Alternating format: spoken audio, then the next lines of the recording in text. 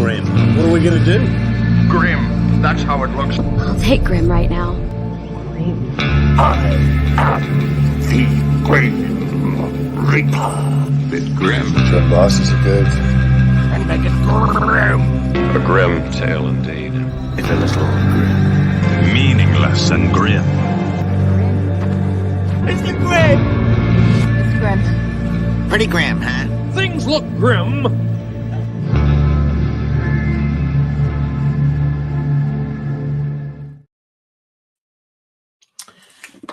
Evening all. Tonight we are playing Wandering Heroes of Ogre Gate, which is an intimidatingly thick book, but has actually fairly simple rules. A lot of the book is taken up with the background of their quasi-mystical China, a whole bunch of martial arts moves, several adventures.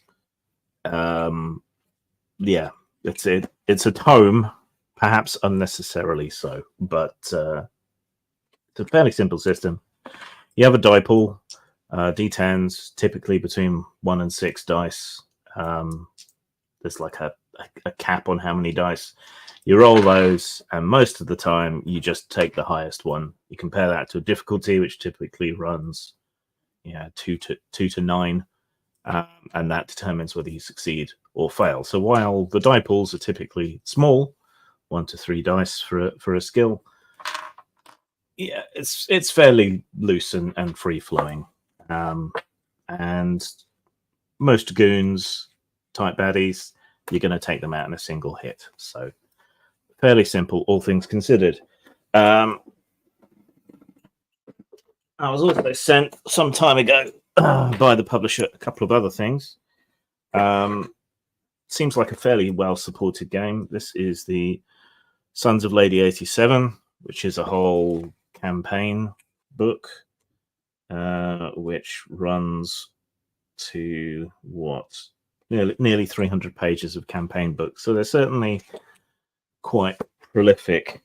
And then they have a much smaller and more accessible game, which is kind of like a beginner's version of Wandering Heroes, which is Strange Tales of Songling, which is kind of a Chinese ghost story, the RPG. So it builds itself as a horror game, but I don't particularly think it is, because it's fairly light-hearted. It's kind of like Scooby-Doo with Kung Fu, which of course rhymes, which is rather pleasant. But we're playing the full-fat version, with much less emphasis on the supernatural, at least, as we'll be playing it tonight. And it's called Wandering Heroes of Ogre Gate, but we'll be playing sedentary heroes of a pig farm village, people who've settled there. So the idea behind the game tonight is that they're all sort of aged out heroes of the past who have taken shelter in this village for one reason or another, or at least for the most part. Let's bring in the players. Evening, chaps. Evening. T-shirt should be joining us later, so I guess he's playing whatever character's left, which I think is one of the Labourer brothers, so that might be interesting. Well, I mean, obviously he's late because he had a job. Well, yeah, had to lift something heavy from one place to another place. It's very demanding. Right. So, is there anything I need to go over before we start? So the setting of the game is Zhutianting village. It's a bucolic little village surrounded by small farms. There's river fishing. They raise a lot of pigs there. There's a small amount of trade up and down the river. And not far away is a cluster of tall hills or low mountains, depending on your perspective. All around the remnants of an old dormant volcano. There's lots of woodland, so woodcutters, carving, that sort of thing. But it's a little tucked away place in the elbow of a river, where hardly anyone ever goes, which is why our band of ne'er-do-wells has decided to hide themselves away there. So, do you want to introduce your characters to the viewers and to each other? Start with I've forgotten the pronunciation. We're gonna mangle the pronunciations, all right? I think that's Mozi. I think. Moshe? Something like that? I think it's C, T, Okay, TS C. sort of sound. Yeah. Yeah. We'll call him Mo. You want to introduce us to Mo, please, Mal? All right. He's the minor functionary and a bureaucrat for the town. He's all about reading, writing, and explaining to people what they have to do while he sits back and enjoys his books. And he increasingly believes that the secrets to all martial arts can be found in one of his books if he just reads the right one. Yeah. So, you all know him as sort of a local petty functionary, basically. The local imperial administration makes itself felt through village elders and like the local magistrate and so on. And Mo just kind of is at their beck and call, mostly writing things down, holding people to account.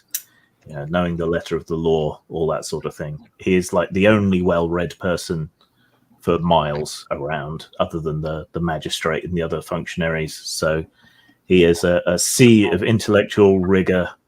Well, he's an island of intellectual rigor in a sea of pig farmers, which kind of, so introduce us to Chu. Okay, Chow? so yeah, we'll go with Chow because that's easier to understand as an English speaker. Chow is the habitual town drunk. No one suspects that he's a martial artist, but every time a fight breaks out at the bar, he just sits there knowingly and glances around at everyone, seeing if they're going to do anything. And it doesn't really happen. And then he continues drinking excessive amounts of rice wine. Yes. Occasionally, full-scale brawls have broken out in the village inn because there is a little bit of trade that comes up and down the river. But Chow seems to somehow avoid so much as even spilling his drink when these big brawls kick off. Exactly. Bored farmers, one too many, and trouble soon follows. So, Guai Pi? Yes, Guai Pi Liao Ren, if I got that right. I think so. He's a simple laundryman. Now, when he was younger, he was a handsome son to a wealthy merchant. Fighter with a spear and staff, could have any woman he wanted, and did. The wars, battles ruined his family, and one too many bastard sons didn't help things, and he simply is too old for any of this anymore. So he's just the town laundryman. He's a bit of a lech and a bit of a money grubbing fellow. Yeah. So he's normally found down at the riverside, pummeling people's clothing with a big stick to clean it, mixing it with wood ash and other cleaning agents. So you've got a little bit of knowledge of medicine and so on in terms of basic alchemy for making clothes cleaning materials, and an enormous stick. Wash your hands, basically. Yeah, wash your hands. It puts you ahead of most people, most civilizations at the time. All right, and finally, we have Dang Fu. Dang Fu is the local seamstress that some people rudely assume is a witch just because she's old and a woman and has white hair. That is very inappropriate for children to speak about to their elders. Now, I mean, before I had white hair, I could have been anybody. I could have been a spy or an assassin. But I mean, that's just silly. Yeah. So mostly you take in clothes and you stitch them, and Yes. occasionally, And I have very good hands. Very good manual dexterity. yeah. And if occasionally a young girl comes from the village to your hut at the edge of the village and insists you do some kind of witchery for her, you'll take her coins or her rice and pretend, it's Or I might chase her out with a broom if I'm in a bad mood. either way, helps the reputation. Exactly.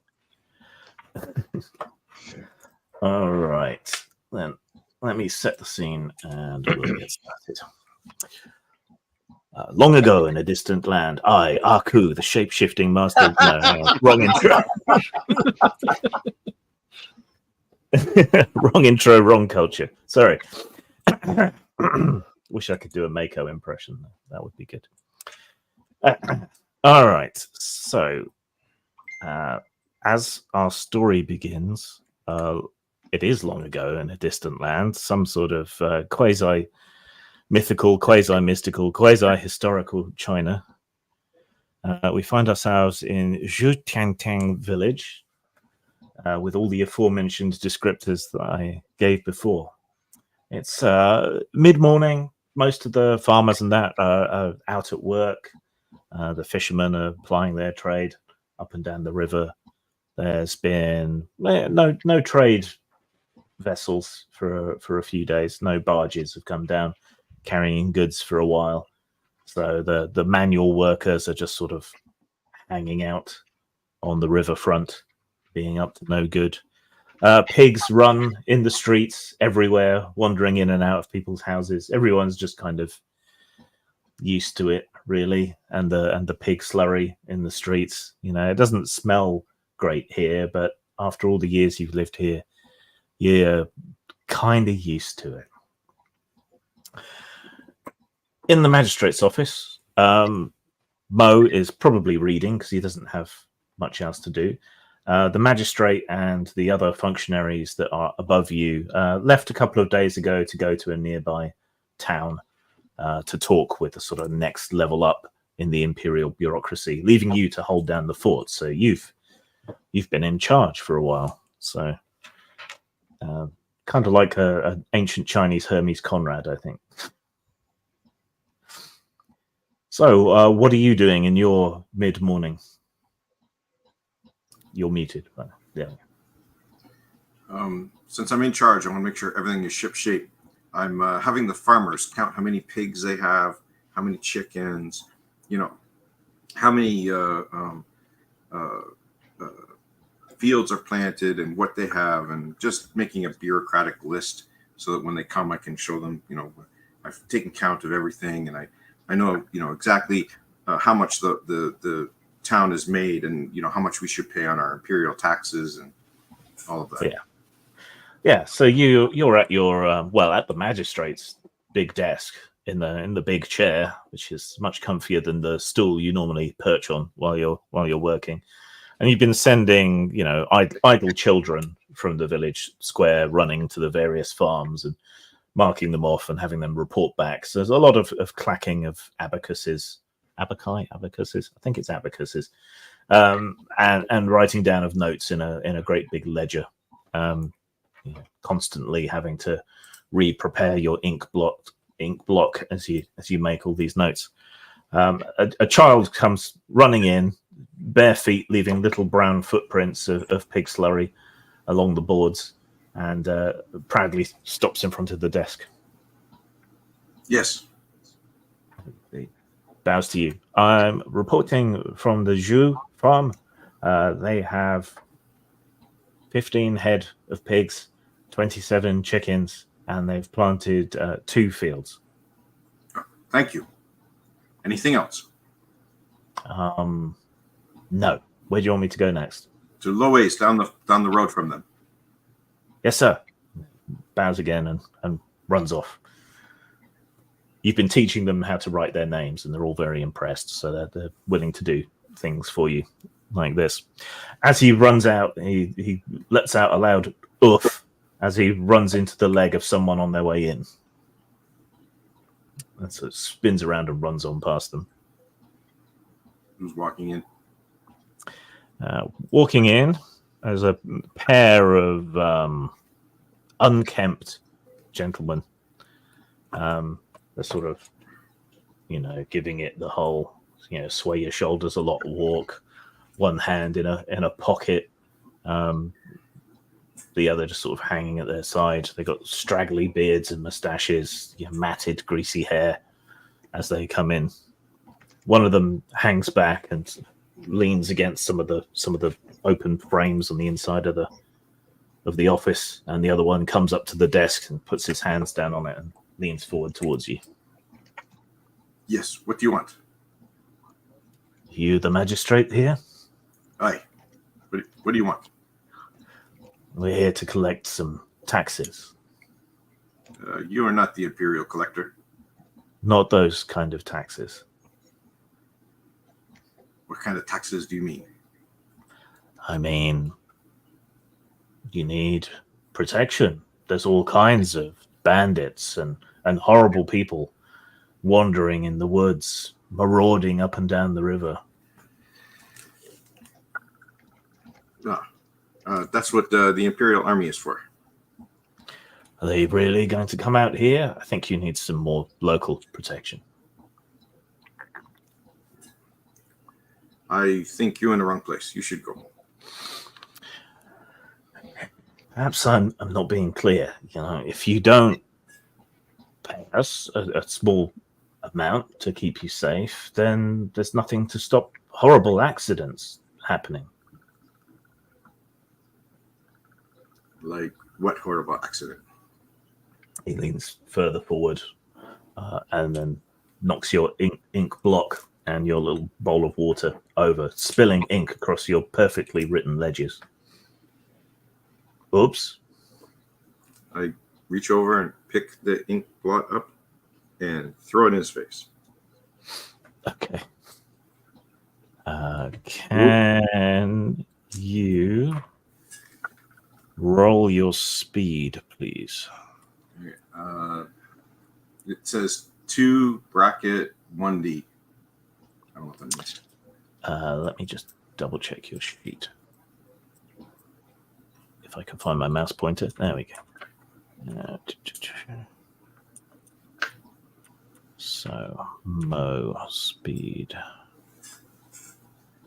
Okay, yeah. So your speed is 2, but it's been reduced by 1 because of your lazy flaw. So you could just get the 1 dice. All right. 8. 8. Okay. Bandits don't have a speed score, so they roll 2d10 and take the lowest. So that's 5 and 1. You're definitely going first. All right. So you throw the ink blot up into his face. Do you want to make that an actual attack? Or is it just the opening gambit? Sure. I'm doing it. Okay, throwing stuff counterintuitively uses your light melee ability. But you're accurate with ranged weapons. So you'd normally take -1 dice, but you don't. So you roll 2 dice for your attack. 9 and 7. Okay, the difficulty was only 4. So that is a hit, and he is blinded for a turn by the ink. And so he'll be penalized in anything he tries to do. Then now we go into normal combat turns, and you got the highest speed. So one bandit has ink all over his face, and he's desperately wiping his eyes as he stumbles back from the desk. The other bandit suddenly sort of stands up away from the frame and looks to be reaching for something in his shirt. I'll try to do the stone shattering finger. Launch a piece of stone at an enemy with a touch. You're like one of the stones that's weighting down the papers on the table. Yeah.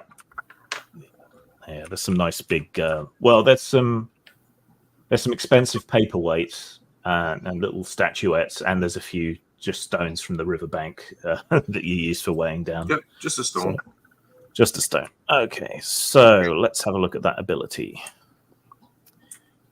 Stone Shattering Finger. So you make an arm strike roll against his evade.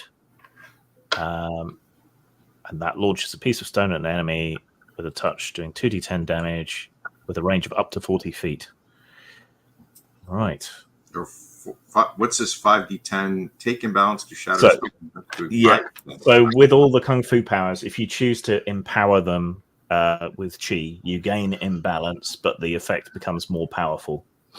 So if you did Stone Shattering Finger and empowered it, it would do 5d10 damage. This is just a goon. Odds are you're not going to need to do that. Okay. But it would effectively turn that into a shotgun blast. So, okay, so we don't do that. We'll just do the...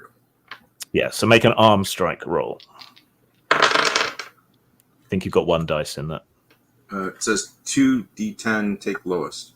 That's for the damage.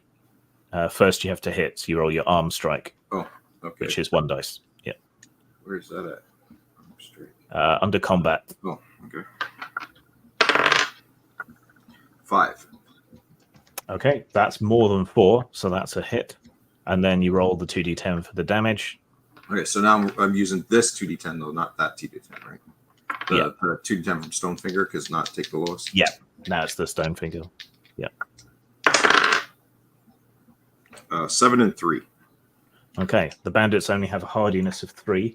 That's enough to take him out. I'm over-explaining a bit so that everyone's learning the system as we go along. All right. So as he stumbles back, it's the blinded one you're going for, yeah? No, it's not blinded. The other guy's busy. Okay, so as he sort of stumbles back, wiping at the ink over his eyes, and the other guy reaches for something in his shirt, you just put out a hand and touch your finger to one of the stones, weighing down all the papers, and the stone flies up from the desk and cracks the guy in the middle of his forehead. Do you want to knock him out or kill him? Just knock him out, I guess. Okay. He goes flying back out of the door with an enormous swollen bruise already flowering on his forehead, and just slides through the pig slurry to a halt on the other side of the street. The other guy finishes clearing his eyes and sort of looks around unbelievingly, and also reaches to go inside his coat. Your turn again. That worked the first time. I'll try it again. Kind of suits your laziness. It's just sort of sitting in your desk throwing things at people. All right, so you make an arm strike roll again first. Is it any easier to hit with this guy having ink in his face? Wait, he had time to clear his eyes, so okay. Well, a 4 anyway. That's a hit. And then roll the 2 dice for the damage. A 10 and a 7. Okay, so that does.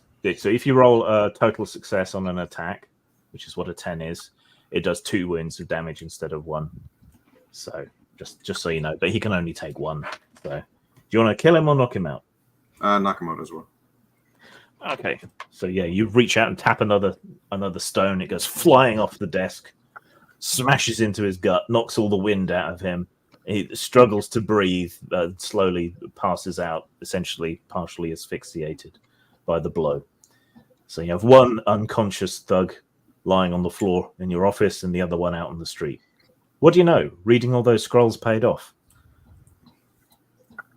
Do I know the other martial artists group of players in the town? You're all kind of hiding in the village, apart from you, and you just have this secret sort of fanish interest in martial arts. So you don't necessarily know that anyone else is a martial arts master. Well, because I'm trying to think of how I could recruit some help to deal with these guys in the street.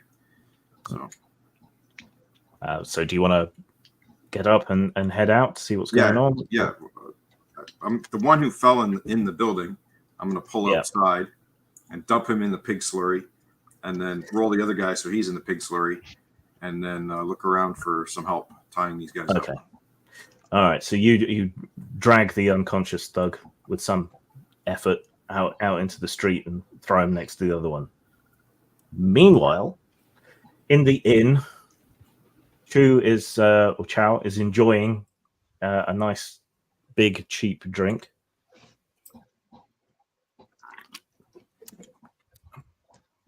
And the innkeeper, Fatty, is keeping one eye on you because you have a tendency to steal other people's drinks when they're not looking. But there's not a lot of business, so for the time being, he's willing to just top up your mug as long as you keep giving him a few coins now and again. So you're well into your cups. He's just finished topping off your cup and has returned to the. It's not exactly a bar because it's more of an open building, but back to where the barrels and things are at least anyway. When a couple of rough-looking ne'er-do-wells amble in to the inn. I look at them very cautiously and take another drink. Delicious. Nice and numbing. Makes the demons go away. They stroll up to Fatty and they start having a conversation with him. Do you want to listen in? Yeah.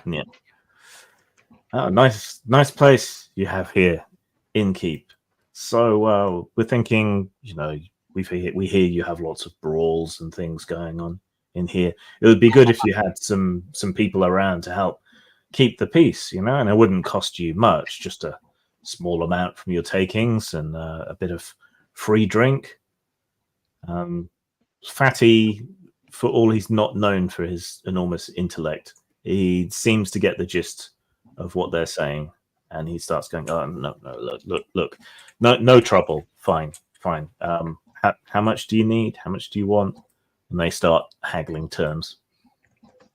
As this occurs, Cho is going to stand up and walk over to them. Okay. And just stand there waiting, see if anything happens. But he still has his drink in hand, and he's just sipping on it. You get up, take another swig, wander over. Yeah, these two men, there's a couple of guys in here. Yeah, they look pretty rough. They smell like they've been sleeping outside under the stars in damp ditches and so on. And they seem to be coming to some sort of agreement with Fatty at about a 20th of his takings will go to them in exchange for which nothing will happen to the inn. Okay, Cho's hearing this. He walks up and pushes them to the side, out of the way. Okay. Make a muscle roll, please. Okay. And that is a muscle 2 dice.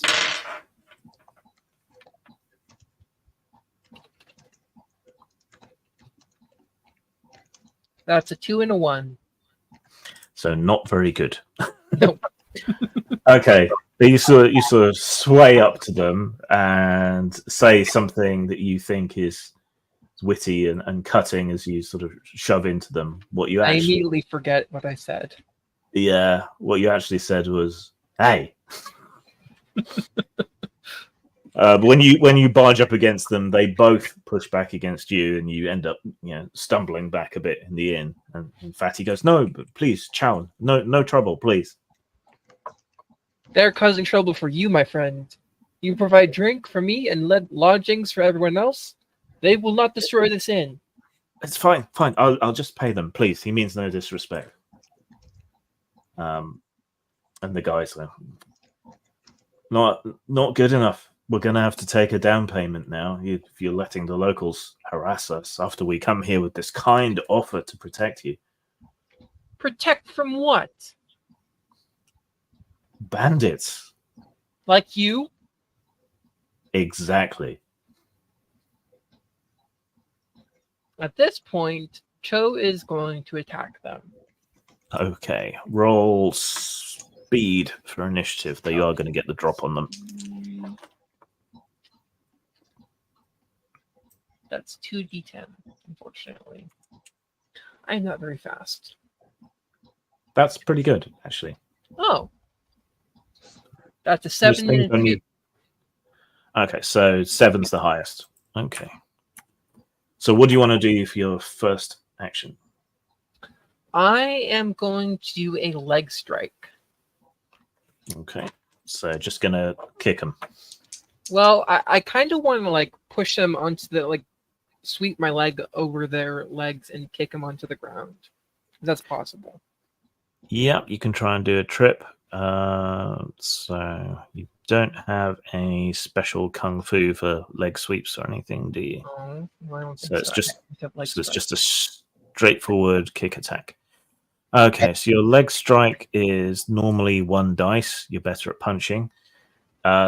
Leg attacks are at -1d10 accuracy, so you roll 2d10, take the lowest. And because it's an aimed special attack, it would normally be penalized by another d10, but the lowest you can go is 2d10, take the lowest. So Okay, roll 2d10, take the lowest. that's a 1. Okay. You gracefully drop to the ground and swing out with your leg to try and trip them. From their perspective, the drunk man just falls over. Ugh, pathetic. One of them punches Fatty in the stomach, and he gives a big oof. There's right. Everything that you've got in that money pouch now. Your turn again. They've completely discounted you at this point. As I get up, I am going to poke at them with my stick and just like sweep them over. Like just hit them with a stick in a row, essentially. Okay. That's 2d10 damage. You've got to hit first. You don't have a skill with the stick. You just kind of carry it anyway. So roll 2d10, take the lowest. Maybe you're just drunk and not a drunken master after all. That's a 1 again. I mean, that's really a fine line between drunk and drunken master. Well, he's a master at drinking. All right, you grab your stick from your belt and lash out to hit at their legs, and instead just throw the stick across the room. It clatters against the wall and falls down. Fatty, now doubled up, winded, fumbling for his coin pouch, is just like, Joe, stop it. It's just making it worse. They still continue to ignore you in all your hapless incompetence. So Fatty is handing over his coin purse. So what do you want to do now? Now I'm going to punch them. I've tried everything else. All right, so you get back up and just lamp one of them. Okay, so your arm strike is 2 dice. Take the highest this time. Awesome. That's an 8. That's better. All right, so you sort of shakily get up onto your feet and lash out. So now roll the arm strike damage, which is 1 dice. Take the highest. Well, okay. So 2 dice take the highest of the 2. No, just one dice, and just tell me what the roll is. Okay. That's a 4. Okay, but they are pathetic weakling bandits whose hardiness is only 3, so that's enough. Awesome. All right, so you sort of awkwardly get back up to your feet, and as the bandit turns to you to say something, you just punch him clear in the face. His nose gets spread out across his cheeks, and in a shower of blood and a chipped front tooth, he falls to the ground like he's been hit with a poleaxe.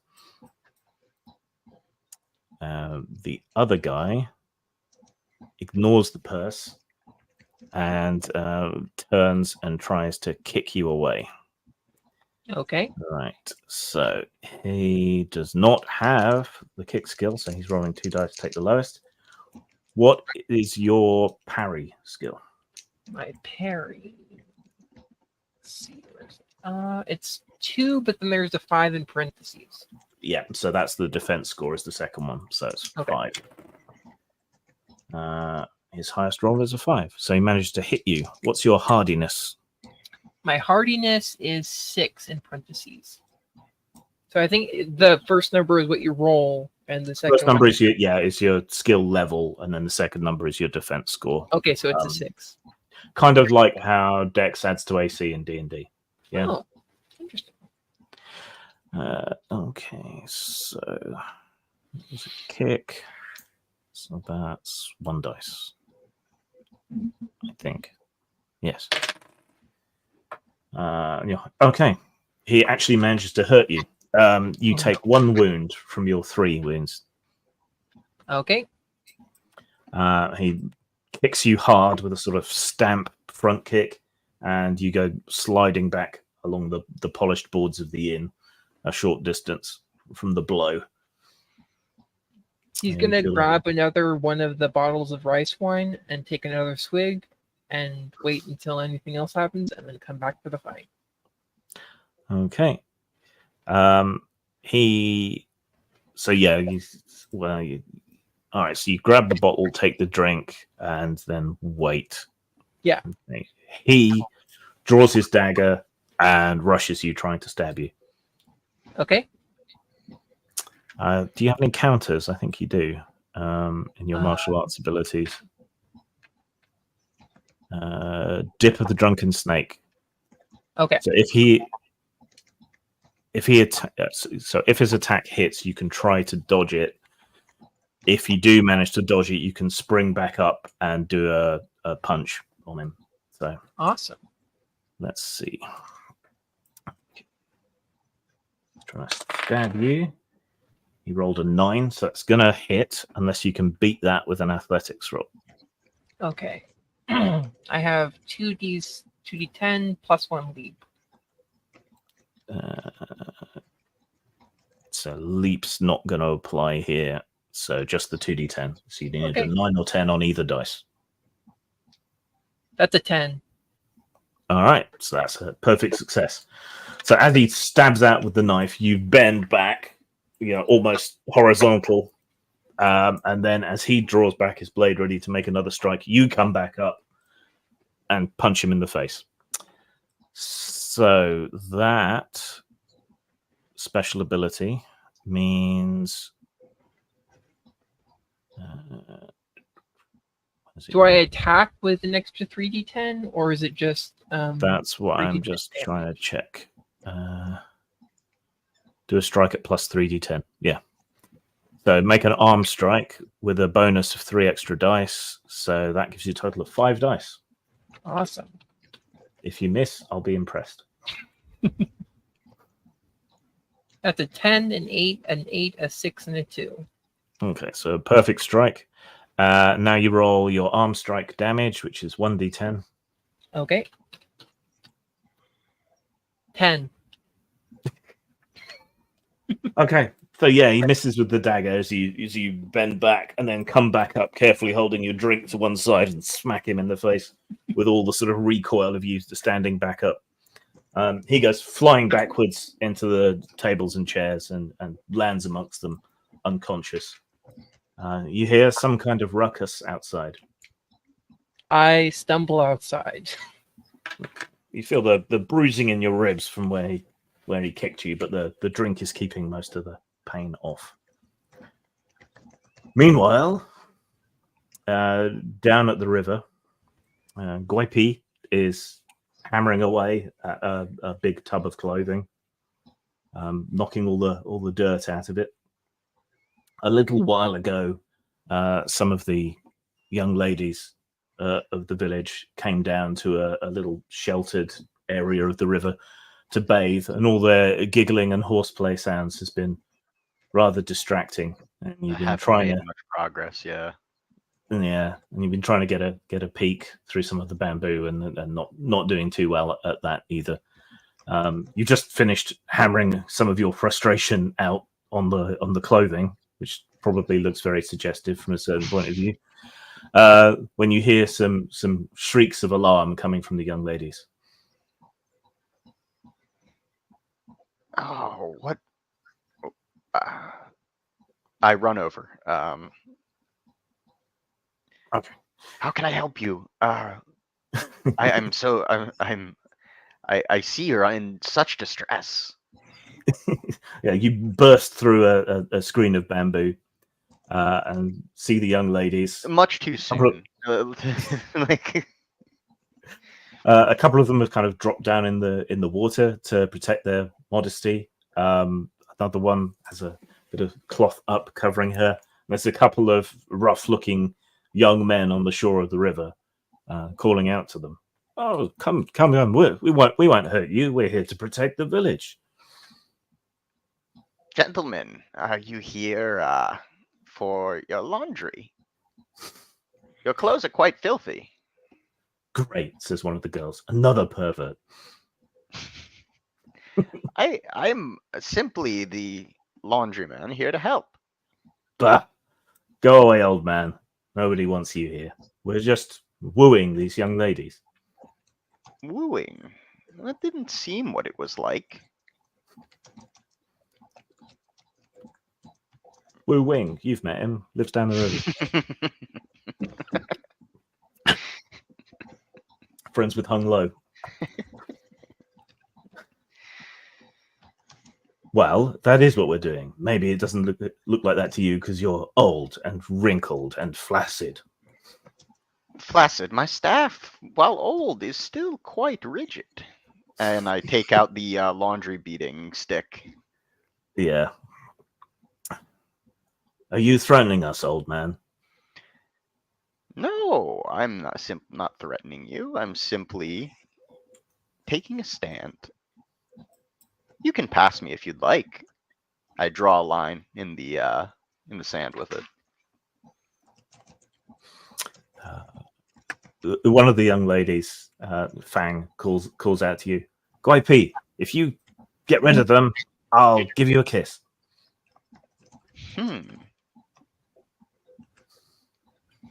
I just gesture out with an open palm, the come and get it gesture to the two bandits. The one just kind of shakes his head, draws a hooked knife from his sash belt and sort of ambles towards you, like, stabbing you to death, just like a chore. Roll speed. All right.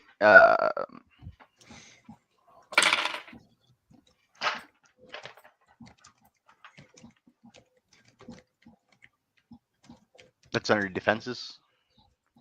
No, it should be where athletics is. So I think it's on the right hand column.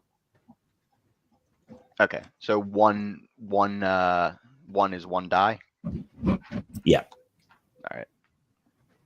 Can I do anything to pump that up? Like you said, spend chi.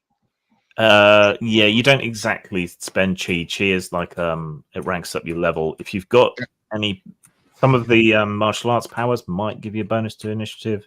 Because I have a +1 to parry, as long as I don't move. Yeah, I don't think anything here gives you more initiative. No. All right. That's an 8. Okay, well, that's faster than them. So, yeah, as he sort of ambles into range, you can attack. And you don't have to move because he's come to you. I will use Tai Lan's Staff Strike.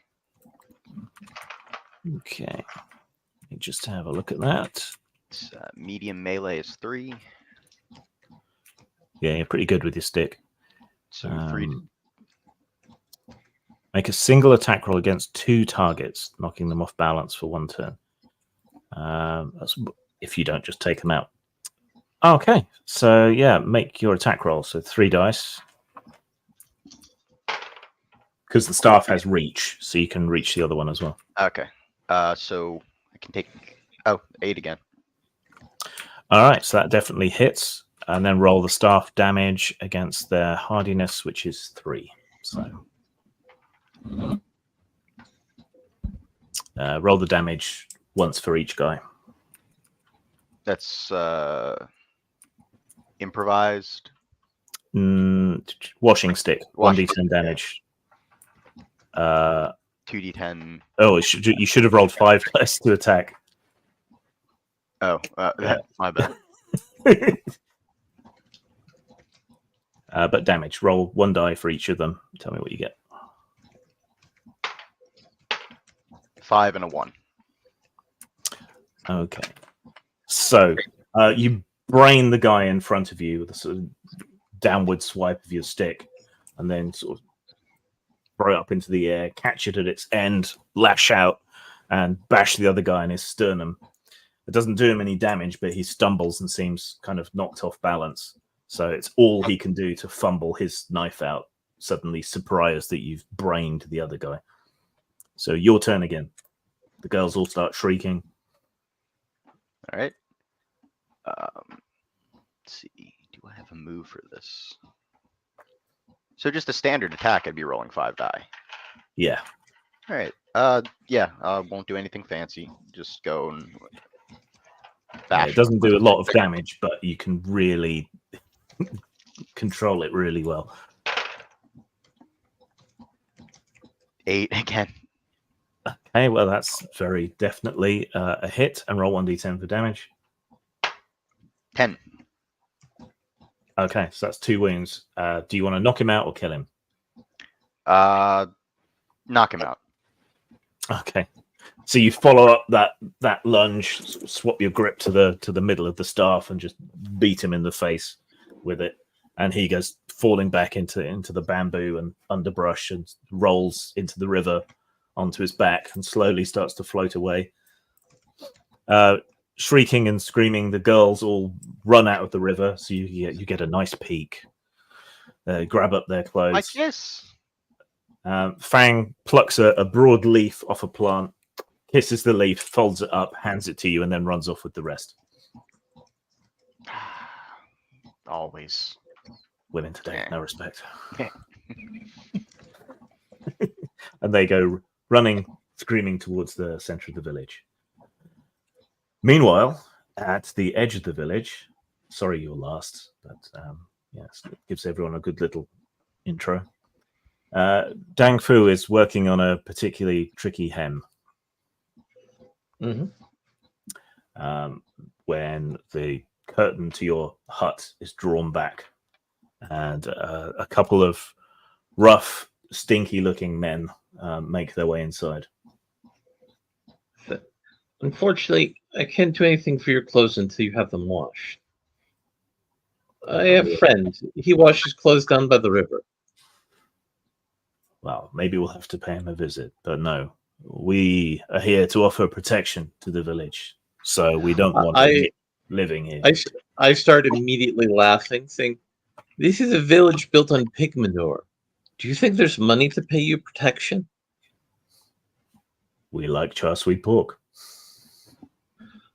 Well, the pigs are running around the village all the time. You just take one. Better if we have an agreement. But as I said, we don't want a witch living in a village that we protect. We must I protect am you. not a witch. That is a very, very rude slur. I got a 10 and a 4 for an arm strike. Okay, so just launching in straight away. Yeah. And also, I have a special attack that says Fingers of Supreme Disruption, arm strike versus parry. So if he tries to parry me, I plan to take advantage of that. Okay, that is a lot of damage. Yes, it is. Yeah. Okay. Well, you definitely beat their parry. So right. yeah, roll 60-10 damage. Wait, it says yes, it says 60-10 damage. Yeah.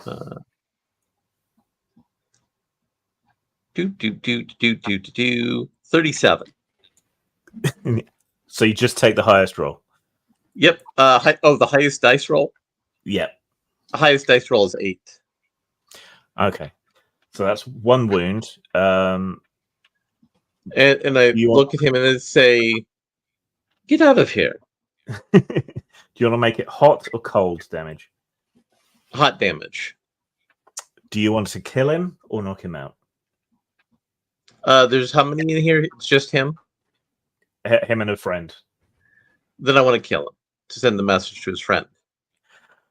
Okay. So yeah, as he comes forward and sort of points at your hair and stuff like that, you just sort of in the middle of your sewing, sort of stick the needle in something and then just and strike one of his pressure points. He goes bright red, turns to his friend, sort of clutching at his throat. There's smoke starts to pour out of his mouth and steam out of his ears, and then he just falls down dead at his friend's feet. He says, Say, "Witch! I'm no witch, but you don't want to mess with this village. Go away. Don't bother these people." He turns to run outside. Do you want to stop him or let him go? That's a tough one. Yeah, I'm thinking I'm gonna attack him too. Okay. So get up, cross the room, and jab I got a 7 to jab him. Okay, so that's a hit. So roll the damage. He didn't successfully parry that. I take it. It's a static target number, so you hit. Yeah. So 10 cold damage. Okay. So yeah, you sort of sweep up to your feet around your sewing table, catch up to him just as he gets across the threshold, and just quickly go point, point, point at several of his pressure points. He stumbles outside, slowing down with every step, his skin beading with moisture and turning blue, and then he just falls forward into the mud. Covered in frost. I walk out of my hut and I go to one of the neighborhood, one of the children who I see playing in there. Say, "You, small child, bring that administrator to my hut right away, and bring laborers. These men's bodies, they need to be disposed of." He looks terrified and runs off. All right, so all the bandits that have gone to separate places around the village have met with sticky or unconscious ends. But there are quite a lot more bandits hanging out in the center of the village when a bunch of screaming half-naked girls come running from the riverside, charging towards the houses, while the men in the square sort of leer and shout. Mo and Chow both see this group of men in the center of the village. Guipi, who probably followed the girls, maybe can also see this going on. And Dang, you're right on the edge of the village, but you can probably make out that there's some sort of fuss. Well, I get my good sandals on and I make my way into town because I'm probably gonna have to beat someone with one of my sandals. That should be a martial art. It is in the Philippines. Yes. Weirdly, it's the case in a lot of cultures. Yeah. So Middle Eastern culture is a big thing about your mum or your grandma with a shoe. South American culture as well. Some Spanish and Italian cultures. It's weird. It's this whole beating people with a shoe. I always thought it was the Spanish who spread it. Probably. It would make sense. All right. So yeah, there's still more of these guys hanging around in the center of the village. There's about 8 of them. They seem to be sort of laughing and jovial at first, but then seem to realize something's up and look a bit more defensive. You all see each other sort of converging on the center of the village.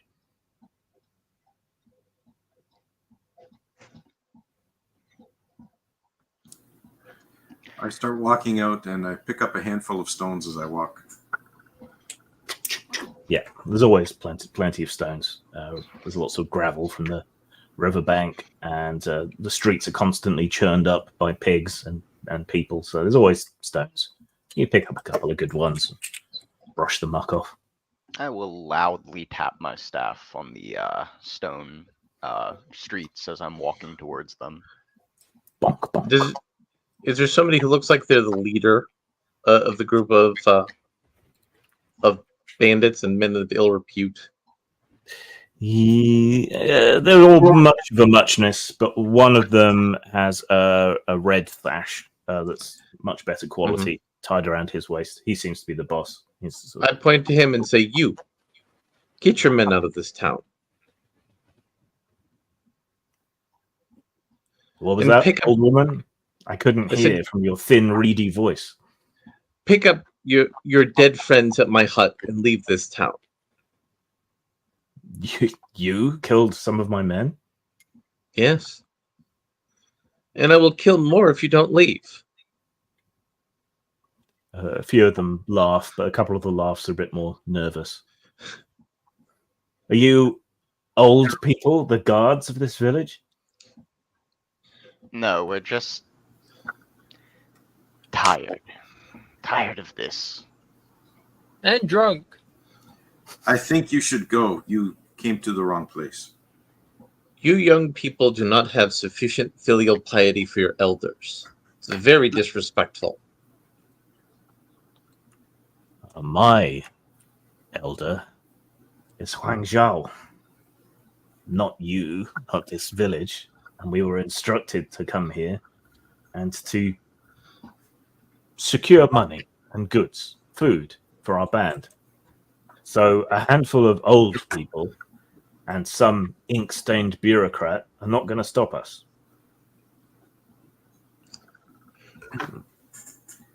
The one who's talking, flick a stone at him. Okay. Can you all roll your speed, please?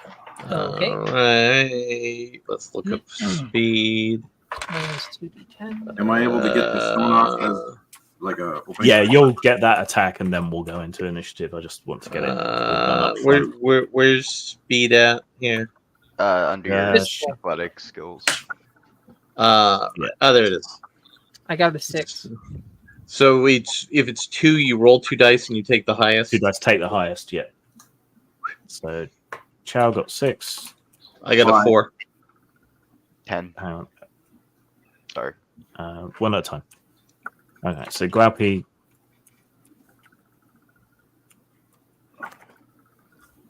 got That's 10. EP, right? And I got a 5. Mo got 5. Chow got 6. And Dang got 4. Have you got that name because anyone who tries to fight you is a Dang Fu?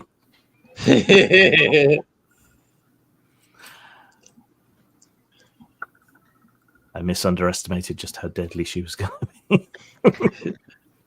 All right. She's the only one who opened up by killing people right away. Yeah. Right. Well, and these are simple men. They understand very simple things like murder. Well, yeah, but they don't understand it anymore because they're dead. Okay. Can we have Mo's stone flick attack, please? Yep. And that was the. Do you remember how to do it? Arm strike. Arm strike. Yeah. So 1 dice, I think you had on that. 9. All right. So that succeeds. That very definitely hits him, and then roll the damage for it.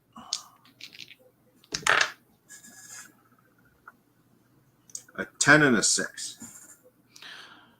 Okay. So we take the highest, which is a 10, which is a total success. Do you want to kill him or knock him out? Kill him this time. Okay. Yeah, so you carrying these stones in your hand, you sort of flick one of them up into the air and tap it. And the stone goes hurtling across the village square and cracks the guy in the temple. And he drops like a puppet with its strings cut into the muck. Then we go into normal actions. So they're all just staring aghast at what has just happened. And Gualpi, what do you want to do? I'm going to try Weapon Stride. Leap onto your opponent's weapon to dodge their Oh, is that a reaction? Yes, reaction when they All right. attack. It's that thing where you sort of leap up and stand on their sword or spear or whatever. Then I will open with another staff strike. Okay. Maneuver. So you're going to have to move to get closer and then make the attack. All right. So yeah, you can go running across the muck and then lash out with your staff. Go for it. All right, and 5 die.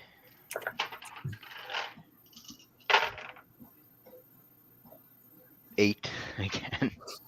Seems to be my highest all the time. That's a hit. Roll damage. All right. 1 for each. A 9 and a 3. Okay, that is enough to knock 2 of them out. So you go running forward and grab your staff by the end to give you that last bit of reach, and then sort of lash out, bonk, bonk, and smack 2 of them, winding one and hitting the other one under the chin, shattering several of his teeth and causing him to pass out in the muck. My There are back. 5 left. Oh, haven't had to move this much in years. Right, Chow. Is there a bandit who is close to me? They were all kind of clustered in the center, so you'll have to close the distance with a move action before you do Okay, it. I will move over to them and then attempt to strike them with my fists. Okay. So make an arm strike attack. Okay. That is 2d10.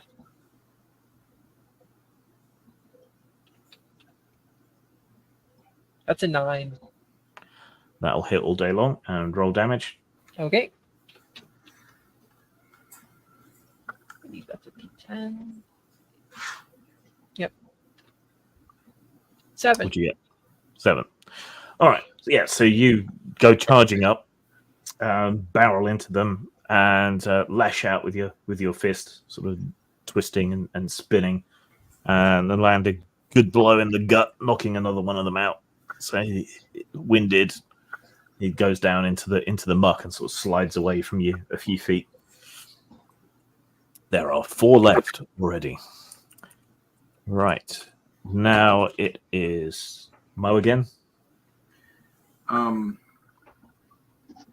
So that if I spend that imbalance, you said Yeah. it changes it into like a shotgun. Can I try Yeah. to catch the 4 of them in the shotgun? You can try. It said they're all together.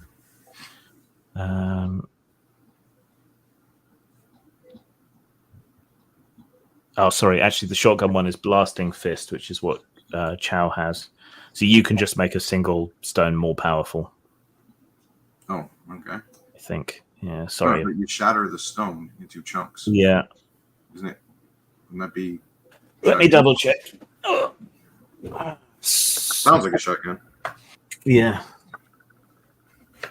Stone shattering finger.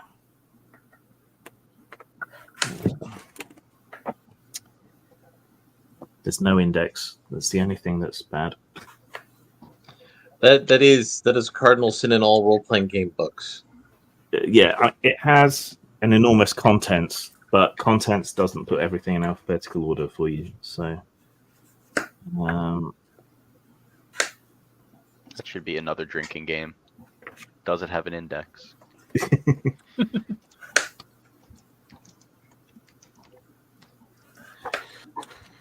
stone shattering finger. You touch a large stone or boulder, or a small one, with your finger, generating enough chi to drive it towards your foe or smash it into pieces.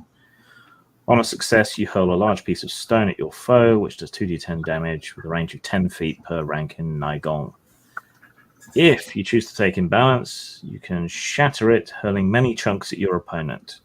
Works as normal, except you can deliver 1 stone per chi level. So if you had higher chi, you could propel multiple stones. The character must be in possession of a stone for this to work. If used to hurl at foes, the stone does 5d10 damage. So, yeah, it's just more damage. Oh, it's kind of misnamed then. All right. Well, I won't bother then. I'm lazy. I'll go find a spot and sit down. So you're not going to go after any others? No. Yeah. All right. You think it all looks well in hand, so you amble back to the side of the street and sit down to watch the rest get absolutely murdered. Dang. I approach one of them, and I roll a 9 to hit him, and I'm going to do kidney strike. Okay. And I look at him and I say, "You and your friends should leave. You should tell the man you work for to not bother this village."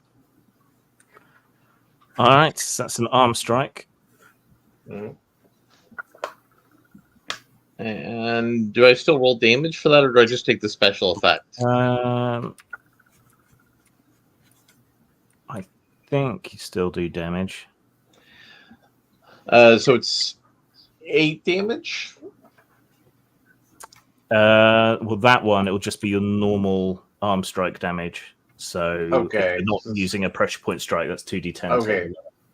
Yeah, okay, take the lowest, and it's 6 damage. Yeah. Okay, so you rolled 6. So that is enough. But what it does do is it saps their energy and virility, it says.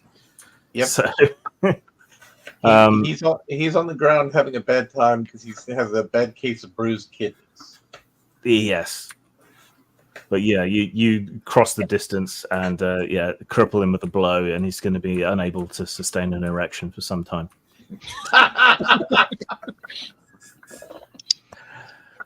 So that leaves 3. Let's make some sort of morale roll for these poor fellows. Because the Senior Citizen Brigade has murdered several of their friends.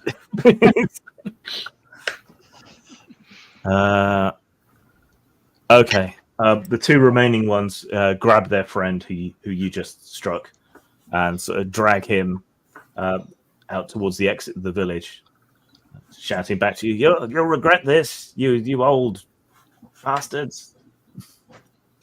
Since he's yelling, I flick a stone at him.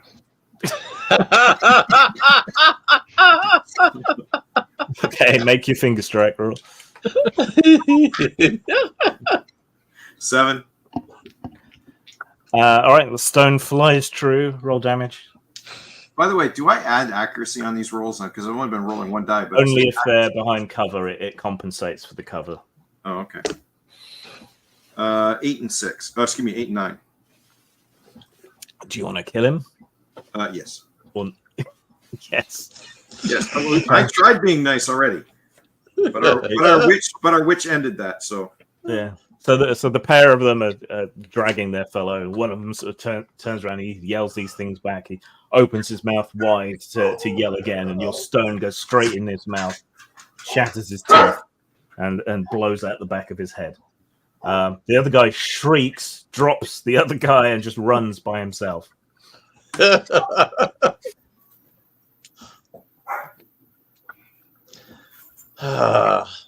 I'll need to get a lot of firewood, set a bonfire, burning their bodies outside of town. Well, they're not all dead. She plans on burning them anyway. Perhaps we should ask them where their lair is. Who they're running back to. Poking around at bodies. Everyone here is dead or unconscious or writhing in pain. And oh, can I do a medicine roll to wake up anyone who's unconscious? Yeah, I'll let you do that to try and wake one of them up. Right. So it'll be like a 2-die roll. Dude. I got a 3 and a 5. Yeah, we'll say 5 is enough to wake one of them up. Yeah, so you drag one of them out of the pile of unconscious and dead bodies, who seems less dinged up than the rest of them. You know, you give him a good look over, then pluck a pin from your waistband and jab it into one of his meridian points. And he startles awake, either from the pin jab or your acupuncture skill, one or the other. Sonny, we need to have a conversation with you. And I point to one of his friends who's dead over there. Depending on how you answer the conversation, you could end up like that. He looks so peaceful. Yes. I promise you it won't be peaceful if you don't answer correctly. Where is your master? I can't tell you. He'll torture me. He'll kill me if I speak up. She'll do the same. And I will ensure that your soul goes to the hell of the 1,000 boiling pots. He sort of mentally goes through his list of hells and see if he remembers that one. Chinese got a lot of hells, Jack.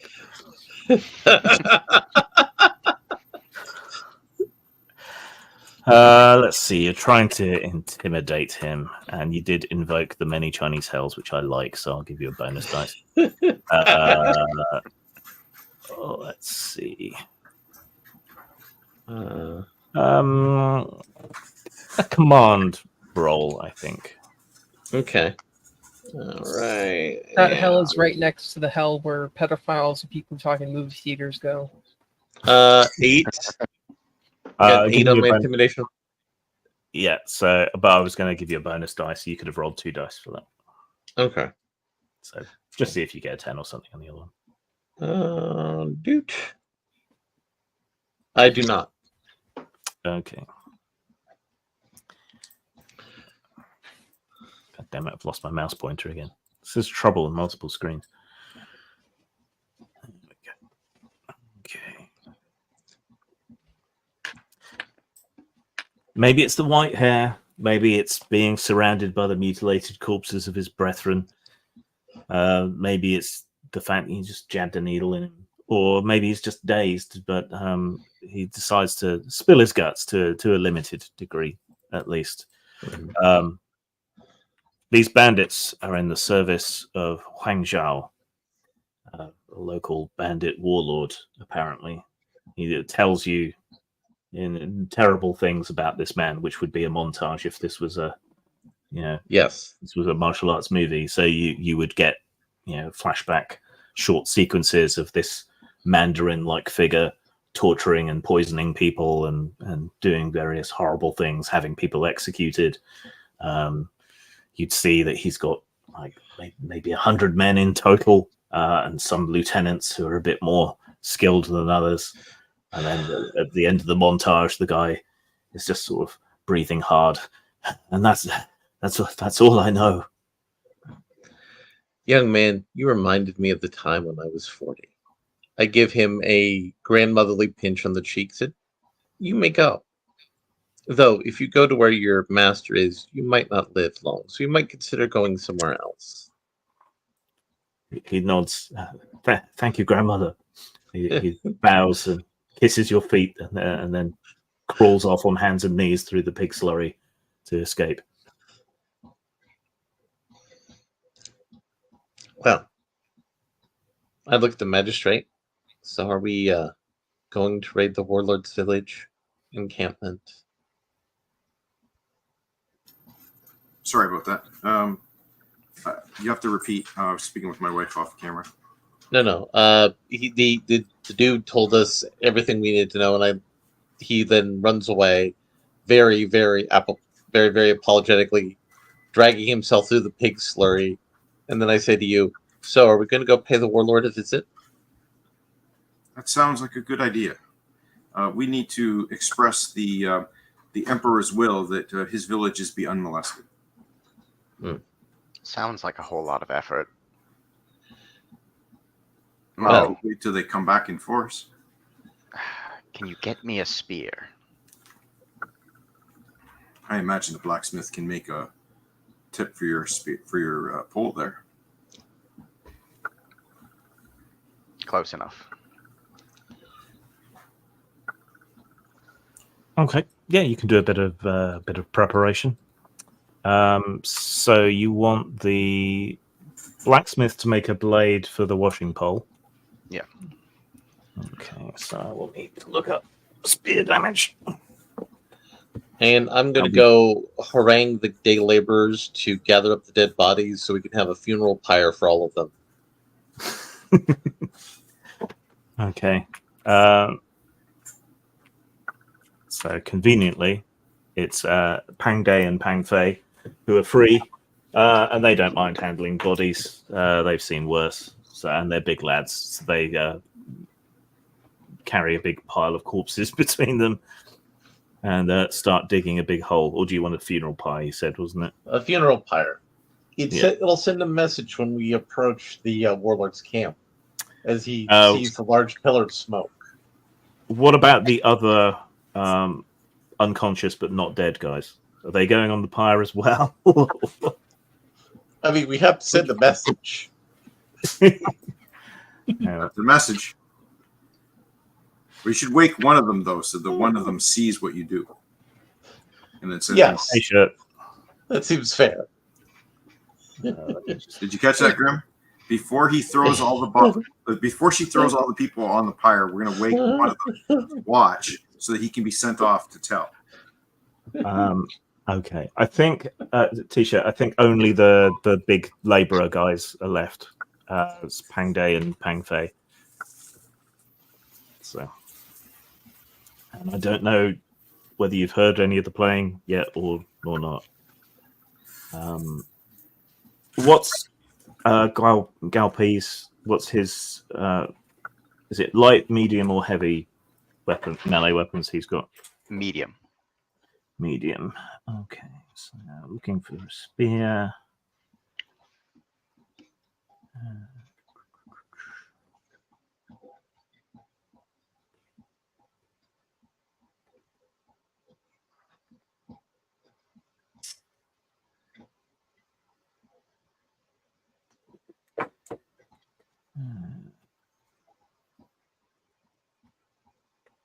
So give T-shirt a little bit of time to check over the character.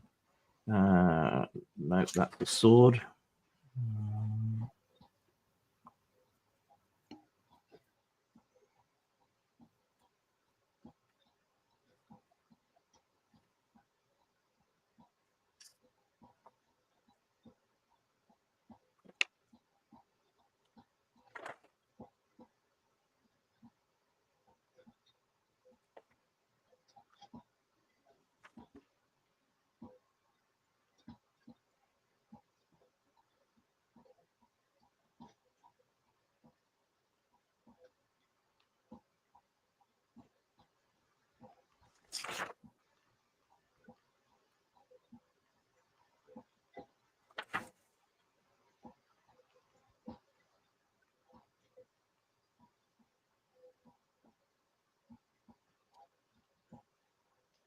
Can't see any medium spears, which is a bit annoying. So let me just think how I can modify one of these.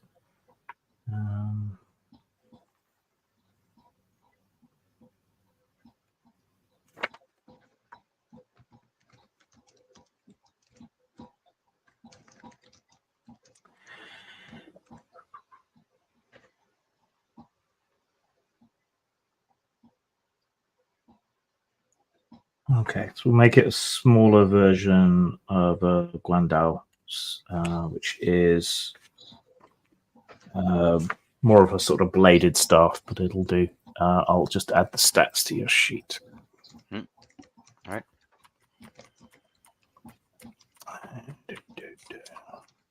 There we go.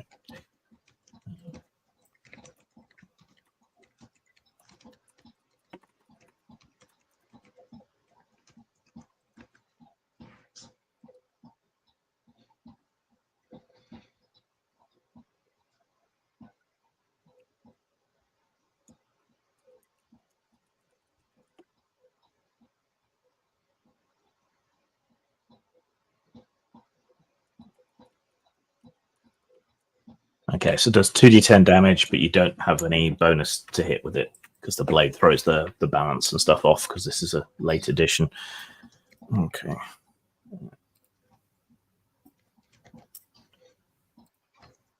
T-shirt, did you follow along what's been happening? Do you need me to go over the system? Is your mic working?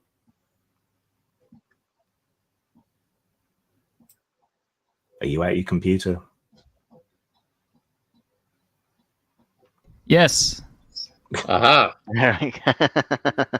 Sorry, I had my thing turned off. Okay, so I'm playing two characters, huh? Just one, but he has a brother. Well, they're called Pang Day and Pang Fei. So. Yeah, They just happen to have identical stats. Yeah, just let them play both. We could use the host. All right, you will be facing more baddies then. Speaking of, while we're prepping, I want to get the town children to go get me a bunch of river rocks. Good for tossing. Yes, you can have a satchel full of rocks. T-shirt, were you listening in at all? Do you know what's been going on? Do you need stuff explained? Just a bit. to you? Just a bit. Anything? Currently, you're helping an old lady set up a funeral pyre, which may include some living people in it. By may, I mean does. Okay. Basically, you are all, well, almost all old martial arts heroes from the past who happen to have settled in this small village to kind of hide out and escape from your past. You've all gotten very rusty in your skills and so on. You're old and creaky and not what you once were, except Mo, who has just read a lot of scrolls on martial arts and is only just finding out how good he is, really. Yeah, well, we reject your narrative out of hand because we're the Harn brothers, Buzz and Gil, and we're in our prime, baby. Yeah.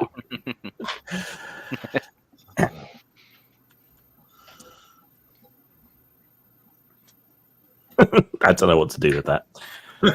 Anyway, a bunch of bandits rolled into town and visited each of our heroes and several other places around town, trying to intimidate people.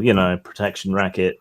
You supply us money and pork, and we don't randomly set fire to things and cause trouble. However, by a process of terrible bad luck, they happened to pick on a village with all these secret martial arts masters hanging out in it. So a bunch of them were killed, knocked unconscious, humiliated, given erectile dysfunction and various other things, and sent packing. But they were threatening that there was more of them. And in interrogating one of the surviving thugs, Dang Fu managed to discover that he has 100 men under him. This mysterious bandit leader who's squirreled away up in the mountains. Well, he had 100 people. Now maybe he's got 82 or thereabouts, and some lieutenants and so on. So yeah, that's the threat. And currently you're preparing to make an expedition to go and pay this man a visit. All right. So Gao Pei, he got his blade attached to his washing stick by the blacksmith. It's crude, weighty, off balance, but it'll do. It feels good to have a spear in your hands again. I shake my head and say, that is the worst washing stick I have ever seen. Oh, well, it does the job. But you have heard of it.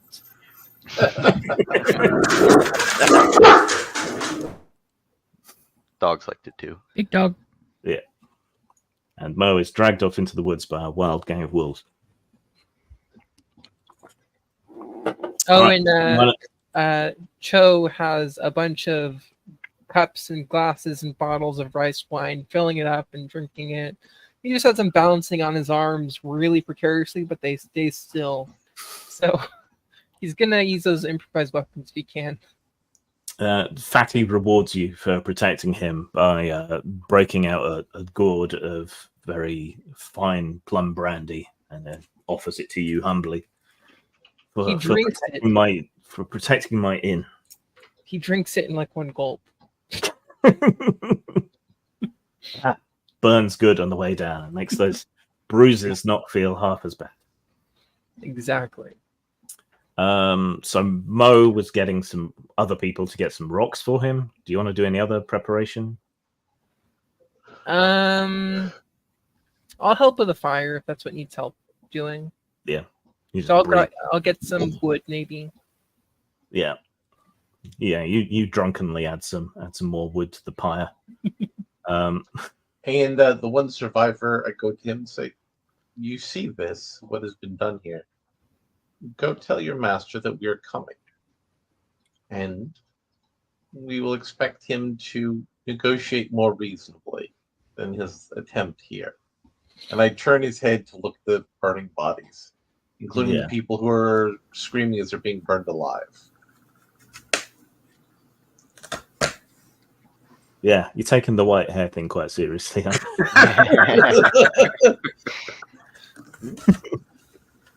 Yeah, she's not a witch, not at all. Yeah, you just burn someone alive through their internal chi, froze another one to death through their internal chi, rendered someone impotent with a touch, and not a witch at all. No. It's not magic, it's kung fu. Yeah.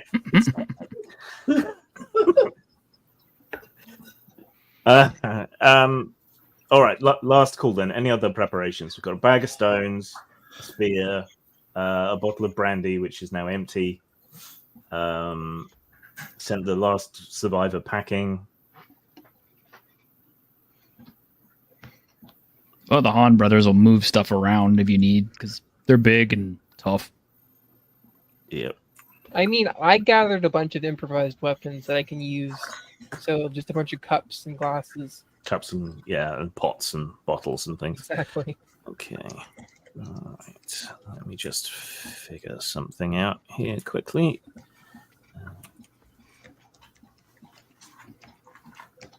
Oh, we're changing all these move names, by the way. Are we? Yes, we are. So long as they work the same way. They will work the same way, but we will change their names because, we reject this. I know kung fu better than you do. We'll think you do anyway. Yeah.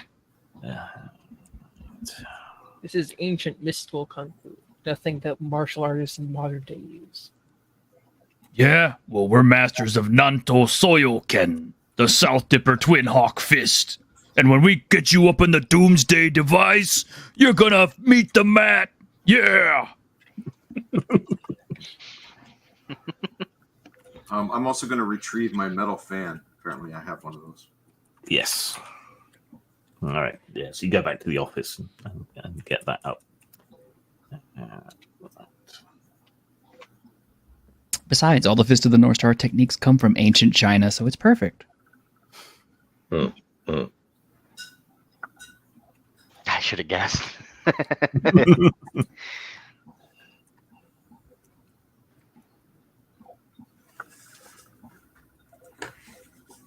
Seriously, you guys get serious mega points if you understand who the Han brothers are a reference to.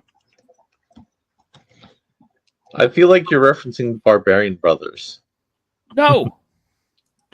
I was getting that impression as well, to be honest. What? Oh my god, you guys never saw Animal and Hawk, the Road Warriors? No. I got that part from the other thing you said about the Doomsday device. I got that part. Okay. Yes, these are Fist of the North Star characters. All right. So, you've gathered up your bits and pieces, girded your loins, watched the people being burnt alive. Slathered oil on our big, giant, chiseled biceps. Yeah. Chiseled jelly. Yes. And the villagers have thrown a small feast for you. They don't seem to have fully appreciated that the bandits might be back in greater numbers. But as luck would have it, as you are preparing to leave, that's when more of them arrive. One of the survivors sort of sniveling and bowing to his leaders. One last preparation. Hey, Karasoth, or is it Dang Fu? Yes.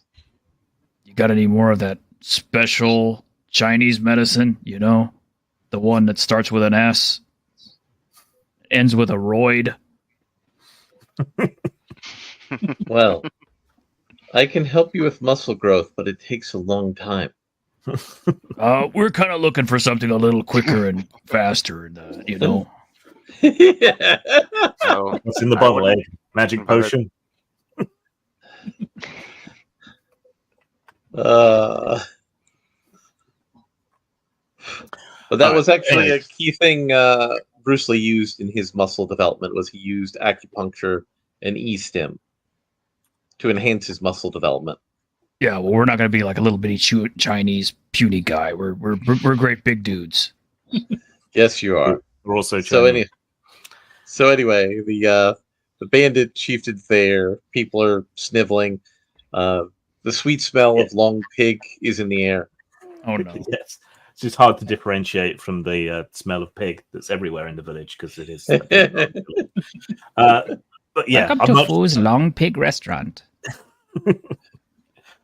But yes, a much larger gang, about twice the size as before, of bandits, and in amongst them a pair of big guys, maybe 3/4 the size of the Han brothers, wearing sort of scrappy chunks of armor covering their bodies and wielding long spears, marching in amongst the rest of them. So it's got very much that vibe of sort of a little brother going to a bigger brother to complain that someone beat him up. They've already all got their weapons out. Most of them have got pairs of knives, mostly hook knives, and it looks like some of them have got throwing daggers and so on as well. They've stripped their shirts down to the waist and tied them around, and they look like they mean business this time. They're not just here to swagger and intimidate. They're here to cause trouble. I shake my head and said, I gave you a very charitable offer of being reasonable. And this is how you disrespect us. Shameful. That's her, Jaimo. That's her. That's the witch. I am not a witch. That is a very hurtful accusation. One of the big men sort of leans on his staff and looks down at the little guy. It's like, you let a bunch of old people beat you up? How far away is this big guy? They're all at the sort of edge of the village square. That's where they seem to have sort of stopped and lined up. How far away is that? The village square isn't that big. You could kind of nonchalantly edge over and get within rock flicking range. Yeah, that's what's going to happen. About how many of them did you say there were? It's about 16 bandits, about twice the size of the group you took on before, plus these two bigger guys who are a bit much more sort of husky, muscular, wearing armor and carrying spears. Very well used looking spears. Can I do the stone flicking thing with my foot? Because it says with a touch, and I can say finger. Yeah, I guess you could do Shaolin soccer at them if you really I'll just like as they're like talking and that, I'll slowly inch to where I think I'm within range of that big guy who's shooting his mouth off, and then I'll with my foot, bang, shoot one in the air.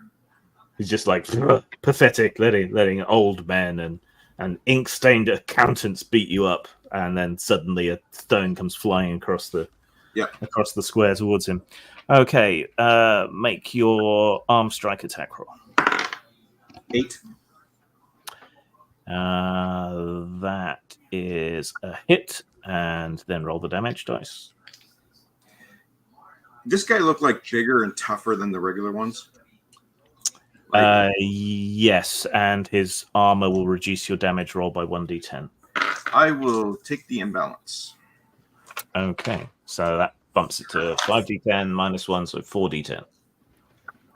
Why does this feel just a little bit like Lone Wolf Fists? It's a lot easier, but 2 7s and 2 10s. Okay, so that's 2 wounds of damage, which is enough to take him out because he's not a full-on master; he's just a bigger guy. So, do you want to kill him or knock him out? No, he's going to be dead.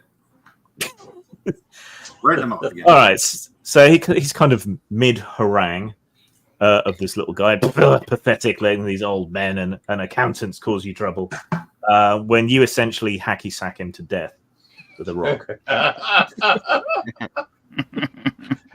So the stone hurtles across the village square and strikes this big guy right in the middle of his head and actually gets stuck in there and kind of breaks into fragments a bit. So he's got an array of bits of rock stuck in his brain. Bam.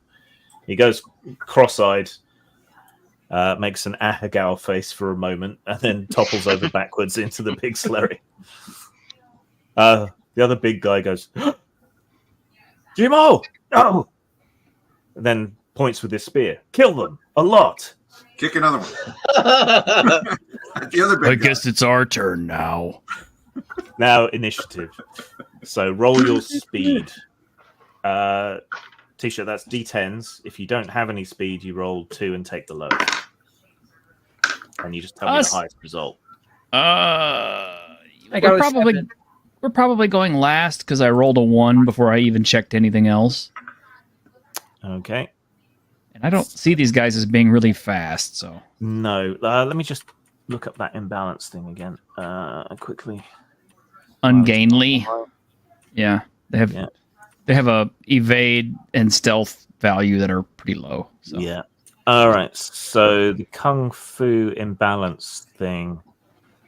So you gain imbalance points equal to your imbalance rating because you succeeded. And if you hit 13 imbalance, then bad stuff happens. Okay, well, I can't edit the document. No, not you, Mo. For kicking the You're fine. You're fine for the moment. Okay, so what did Mo get for initiative? 6. 6. And Chol? I got a 7. And Gao P? 6 as well. And Dang Fu? 6 also. Okay.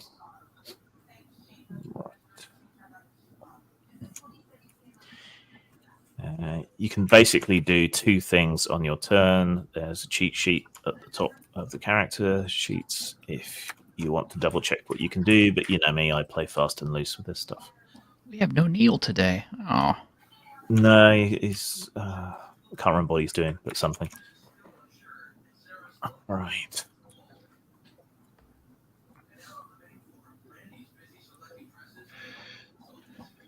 So La Jen, who's the other big guy, is slightly faster than any of you. So he's going to try and avenge his brother. So he charges towards Mo and then decides to hurl his spear rather than hold on to it because he's maddened and wants revenge. Oh, look at that. He's giving you a weapon. What is Mo's evade score? Evade. Yeah. 1 bracket 4. So 4. All right. So you are struck with the hurled spear unless you've got any special kung fu defenses. No idea. Special kung fu defenses. On the second sheet, you've got Cherry Blossom Palm. That's not going to do it. Stone Shattering Finger, no. Cherry Blossom Falls, no. Finger Flick, no. Heart Smashing Palm, no. No, your stuff's all attack. All right, you are struck by the hurled spear. What is your hardiness? Dash bracket 3. Okay, so 3.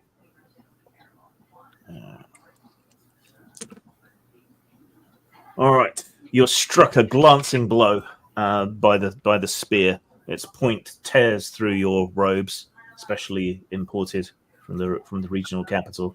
You'll have to get Dang Fu to repair them for you. You bastard!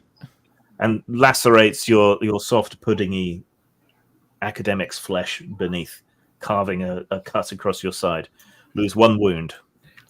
Okay. The spear goes into the decking of the building behind you.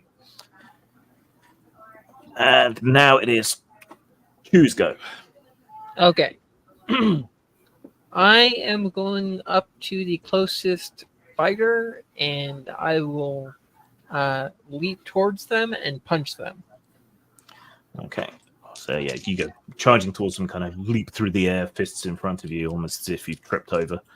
Make your attack roll. Okay. That is 2d10. You guys need to learn how to do 10. martial arts stuff. I got a 10. And okay, so that's very definitely a hit. And then roll the damage dice. Okay. 2. It's not enough to hurt them. Damn it. Okay, so keeping up your string of failures in this game.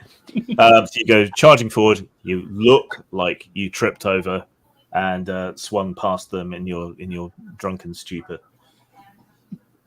But it's all an elaborate ploy. You'll come back strong from it, I'm sure.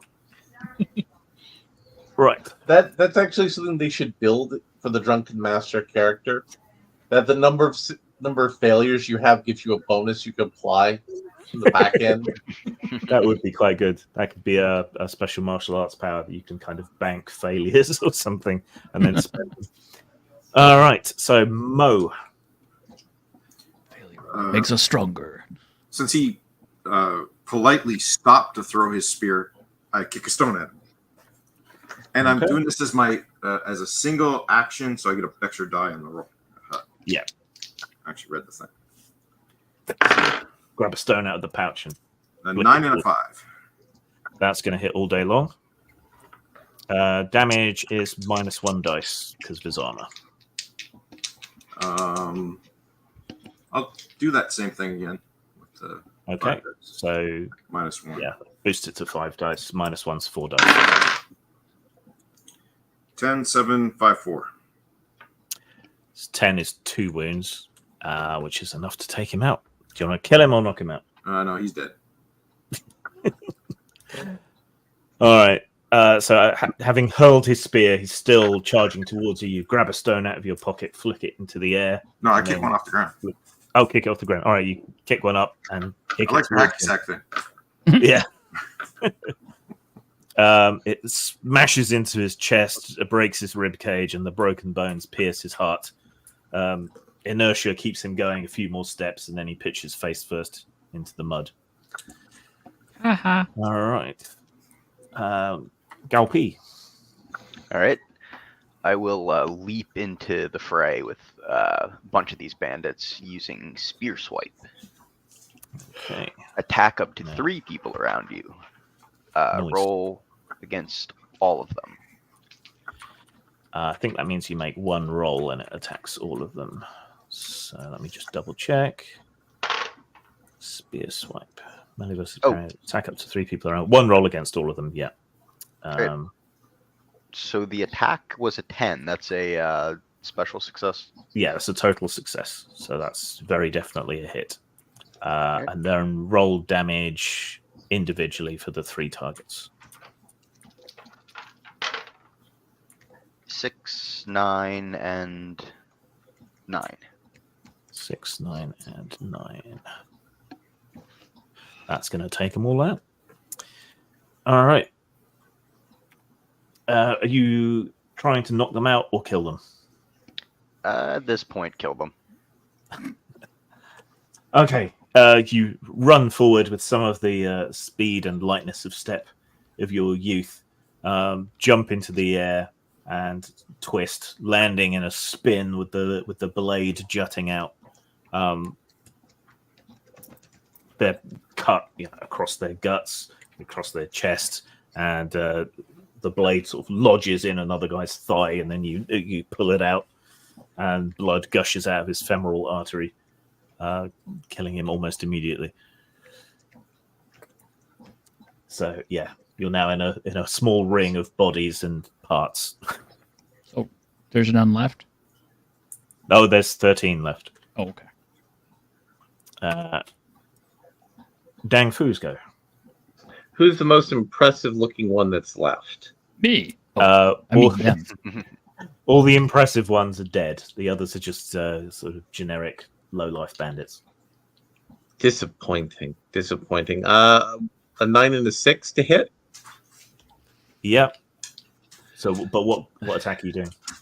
I'm going for the pressure point stuff with the needles and the pressure points, and I got a 10 for damage. And I'm gonna go with hot technique. And of course, yes, I am killing these people because they didn't listen when I told them we could be reasonable.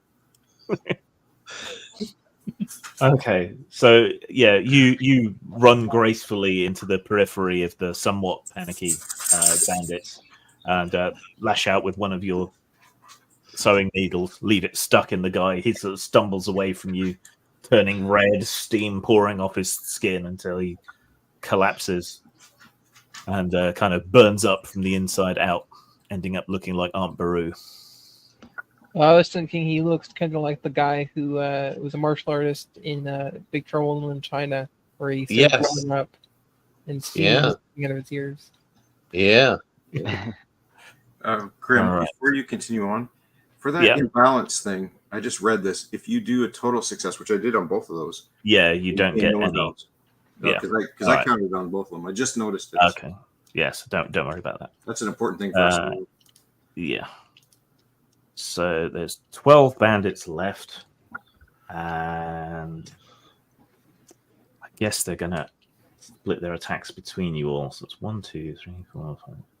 There's 6 of you, conveniently enough. It is convenient. Yeah. Okay. So most of you have closed the distance to fight, so they are going to make careful knife attacks on each of you, waiting for openings. And I'm going to use Grasp of the Python on whomever attacks me. Okay. Wait until I actually do it. All right. What is Mo's parry? 4, the bracket number, right? It's 4. Yeah. Remember, though, I didn't move up. Other people moved up. I didn't. I'm still back. Yeah. So you get a couple of blades thrown at you. One misses utterly. One hits. What's your hardiness? 3. Okay. You take another wound. A dagger does manage to catch you as it's thrown, but it's nowhere near as effective as the stones you've been flicking at people. So yeah, you're a bit wounded, but you don't need to worry till you hit 0. Right. Chu is in the thick of it. Yep. What's your parry?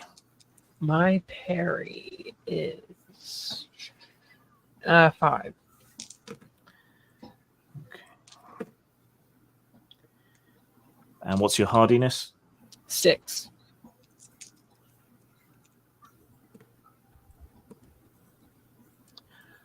Okay. Yeah, so you get into a fist versus knife brawl with a couple of them. You're sort of desperately blocking attacks, but a couple slip by. One cuts the sleeve of your shabby old robe, and the other one manages to cut across your cheek, take 1 wound. Oh no, I'm down to 1 wound. Right, the Hand Brothers. What is your parry? Oh no, you haven't joined the combat yet, so this is stuff thrown at you. So what's your evade? Crap. It's like 2. 2. Yeah, your big target. Is the number in parentheses or the number in front of it? It's in parentheses. Oh no. Because they're big and slow. All right. What is your hardiness? Our hardiness is 3 with 6 in parentheses. So 6.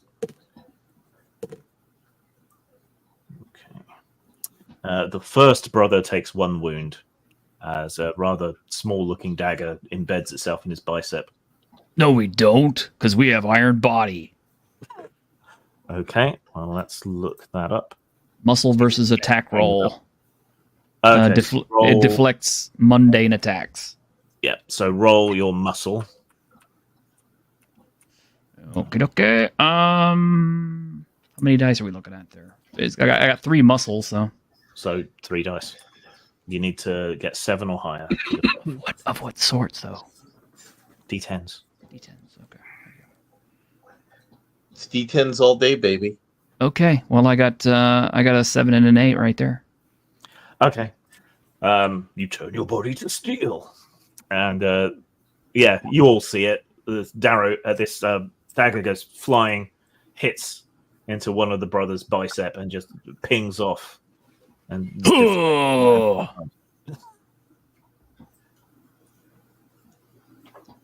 what I'm talking about. Right. Guai P, what's his parry? Is this a new turn? Because Not yet. Okay, so I've moved, so I don't get the bonus. You've moved, yeah. See, we are so much cooler than the one than the thing you had built. So Parry. 4. Okay, that's the parenthetical, yeah. Yeah. And what is your hardiness? What's that under?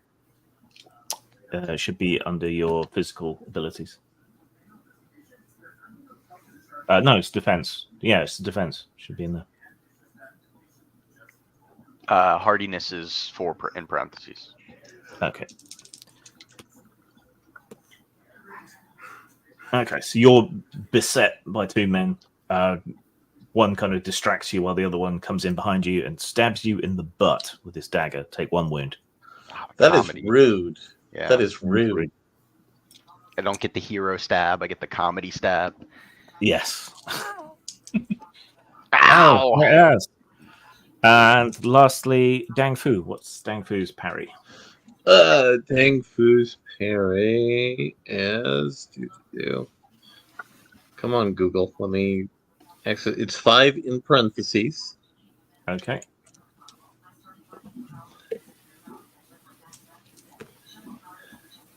Okay, so 1 hit, 1 miss. What is your hardiness? My hardiness is 4 in parentheses. Okay, and you don't take the damage, but it does tear your robe. Now, you had a counter, didn't you? Yes, Grasp of the Python. Grapple versus parry. Grab their arm when they strike. Success avoids the attack. And if they failed, you can pull them into a chokehold where they must make a TN2 roll, +1 per round to remain conscious. Gain imbalance to grapple when they hit or miss. And your choke does 2 wounds per round in addition to choking. Yeah, if you take the imbalance. Okay, so... all right, roll your grapple skill. All right. 7. Okay, that beats their parry, so you avoid the strike. So as he lashes out with the dagger, you sort of twist around and come in. So it avoids the attack, and if they fail... All right, so you can either protect yourself from the strike that hit, or you can choke hold the guy that missed and take a wound. I'm going to choke hold the guy who missed and take a wound. Okay. So yeah, it slashes across your robe and cuts some of the lean old woman hardworking muscle beneath. So you take the 1 wound. You've got the other guy in a chokehold. And he needs to roll to not pass out. Yeah. So it starts out difficulty 2. Okay, so he's going to stay conscious for the moment. But you've got him in that grip. So he's kind of helpless unless he can break free. All right, so that's all the bandits have now gone. The brothers. oh, finally. Yeah. All right. How many guys can we attack all at the same time?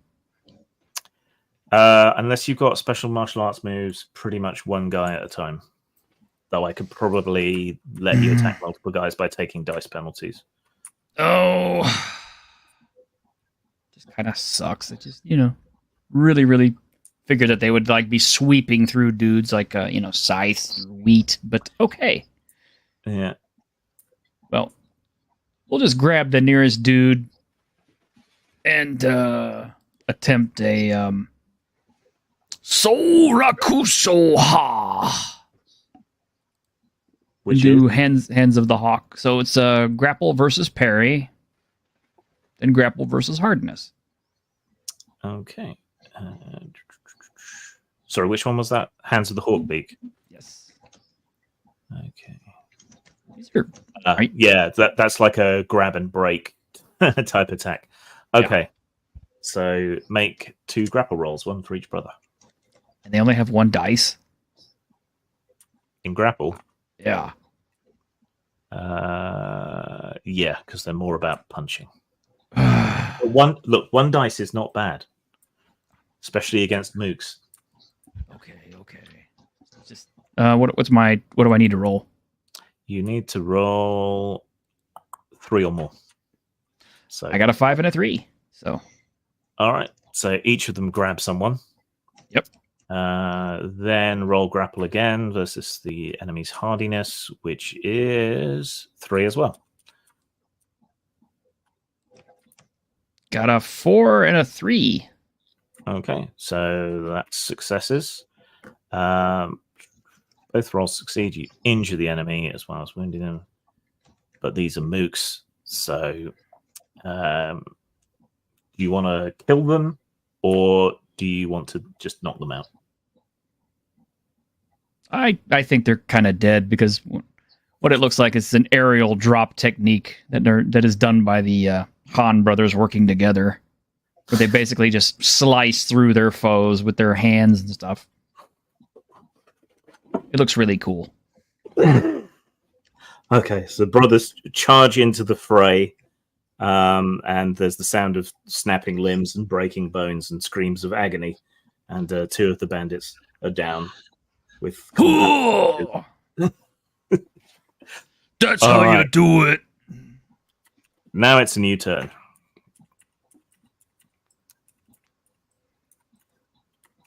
True, redeem thyself. Okay, and just so you know, puppies in the background squeaking. Okay, so so I'm going to launch at the one who hit me with an improvised weapon, one of my cups. Okay. So I think would that be arm strike still? Be light melee. Uh-oh, I don't have any of that. So you'd roll 2 dice. Okay, take the lowest. Yeah. Let's see how it works. Oh, that's 2 10s. Okay, finally, you're getting some good rolls. All right, and roll 3d10 for damage. Okay. 7, 3, and 1. Yeah, so you only need the highest unless it states it's an open roll. Okay. But 7 is enough. So, yeah, sort of spinning and moving and trying not to get hit with all these daggers. You sort of fumble one of your clay drinking vessels from your belt, sort of juggle it until you catch it and then smash it into the guy's face. He staggers back with shards of pottery sticking out all over the place, screaming, and then sort of turns away and falls into the muck. Right. Mo. I'm gonna step back so I'm out of knife throwing range and use the plum blossom palm on myself to heal a wound. Yeah. Check the rules on that. Okay, so make a medicine roll, difficulty 7. Yeah, you didn't give him a medicine skill though. You gave him a skill that needs medicine, but no medicine skill. Yeah, you still got a chance. Look! You were reading the scrolls out of order. Yeah. Actually, I probably got it because I got 7 and 9, so I only need 7. Hey Mo, were you missing this scroll? I think Buzz used it to wipe his ass the other day. It takes 10 minutes to do, though, so you're gonna have to wait till after combat. Oh, okay. I guess I can't do that. I missed that part. Yeah. You should learn Iron Body. Well, I'll still step back because I need to step back out of the way so I don't get another knife. You could attack first and then retreat. Just hide behind us.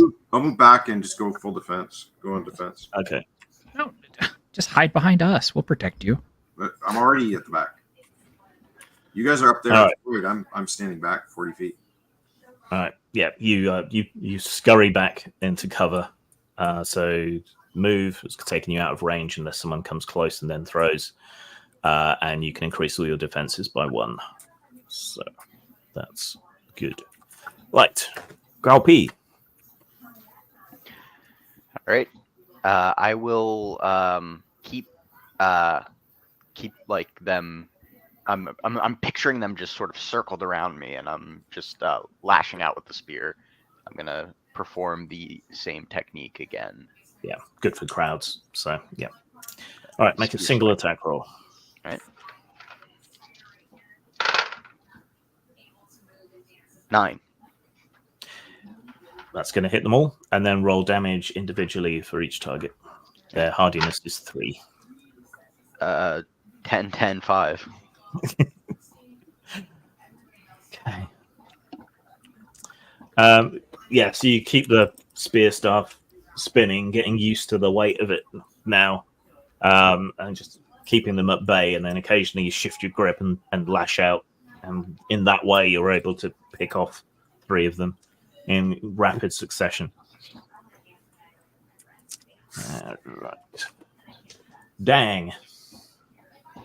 Well, since I do have this guy in a chokehold, I do 9 points of damage, or I would get 9 to damage him while I'm choking him.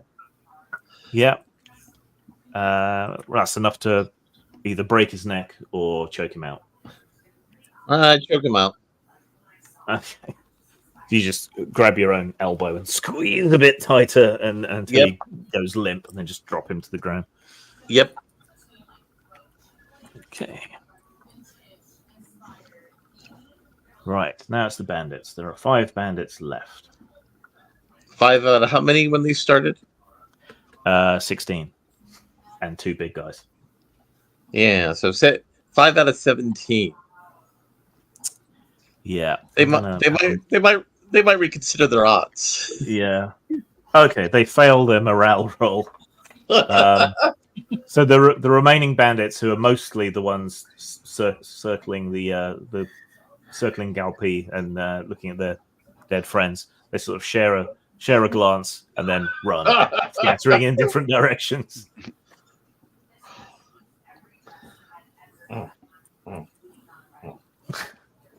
All right, combat's over. I look at the Han brothers. I look at the Han brothers and say, "We need to put more of these bodies onto the fire." You want me to start that now, or no? The fire's been burning. It's already burning. It's still going. We already have a corpse fire that was going on while the fight happened. Okay, we'll help. More Dang, you don't happen to have any ointment for my ass, do you? I was stabbed. All right, so I'm going to make a medicine roll for that. I got a 6. I'm not sure on the healing rules. I didn't think we would get the opportunity for that, so just give me a sec to look it up. Hey, Guai P, if you started working out like we do, you could harden your ass so you wouldn't get stabbed in it. Back in the day, I would have given you a run for your money, but now I just too tired. I could do the plum blossom palm. Yeah, I was just going to say, and you can take your time doing it, so that would give you 1 dice. But I'm willing. Just let me rub my hand on your ass. It'll feel better. Trust me. I'm willing to just let you heal 1 wound from everybody who's taken damage, but you won't be able to use that technique on them again. Excellent. So I did get imbalanced to heal again. Yeah. Healing medicines skill, isn't it? And that might at least have the page reference. Probably does. Specialist skills, medicine. Does anyone have more than 1 wound on them? I have 2. I think Chow has more than 1. I don't think he's listening. Well, anyway, can Deng Fu treat me for the last wound? Yeah, yes. I'm just trying to find I can't treat. I can only do 1 of them on myself. Yeah, I'm just Were trying to you find asking about me? Yeah. Oh, what do I need to do? Sorry. How many wounds do you have? Oh, I have 1 out of 3. Okay. Oh, okay. So that heals him. So you just need to heal me for my last one. So I rolled a 9 for healing. Okay, just Mo. give me a sec. Sure. I found the page.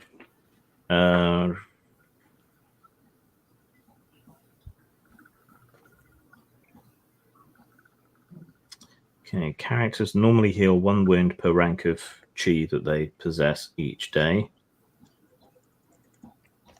And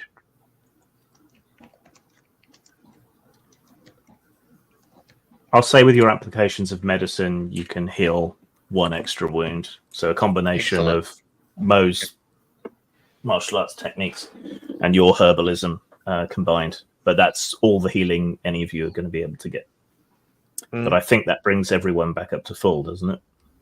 Yes. I think so, because I have only 2 that I'm missing. Yep. And the warlord had 100 and something people, and he's lost 30 something. Yeah. Well, Mo's an accountant. He's probably keeping track. He should have about 64 men left, plus any other lieutenants that he has. We're at our 2-hour mark, so let's take a break there. 10 or 15 minutes? 15. 15? Okay. So take 15 minutes out, and we'll be back then. All right. Mute yourselves. And we'll see anyone who's watching in a bit.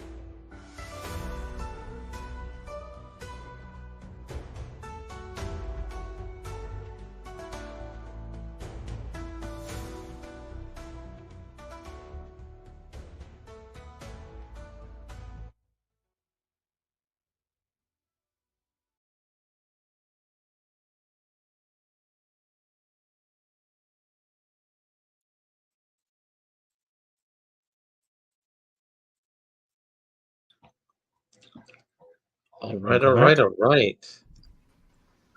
All right.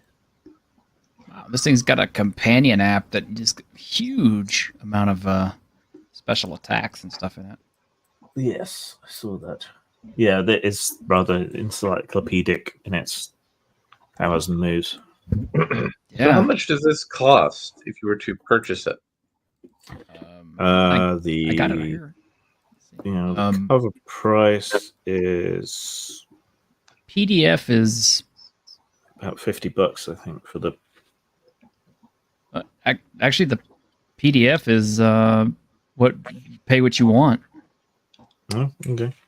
On Drive-Thru RPG, the paperback is $50, and they've run out of stock. Like You can how look many? on Amazon. How much is it on Amazon? Let's see. 1 second. You know, that's And a I good think- way to review these things when we're doing a playthrough. Yeah, Yeah, I have got 'cause a this is review fun. up as well. Yeah. 'Cause this is fun. It is fun. I really like it. I think you can get POD through Drive-Thru, which is. They sent me my review copy. So. Yeah. No, So to get the Wandering Heroes of Ogre Gate from Bedrock Games, it's $47.99 perfect paperback on Amazon. So that would be like print this on one. demand. I don't know actually. It says printed in USA, and it's not. It's just similar to. It's 492 pages. Yes. I mean, $50 for like a almost 500-page book. That's a pretty good deal. Yeah. Well, I mean, the fact that the PDF is pay what you want is a steal. Didn't you say it had like just 3 adventures though? No, there's a campaign too.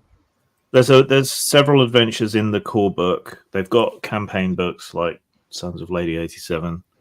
If you want a lighter version, a more affordable version of the game, Strange Tales of Songling is the sort of Chinese ghost story, slightly easier version of the system.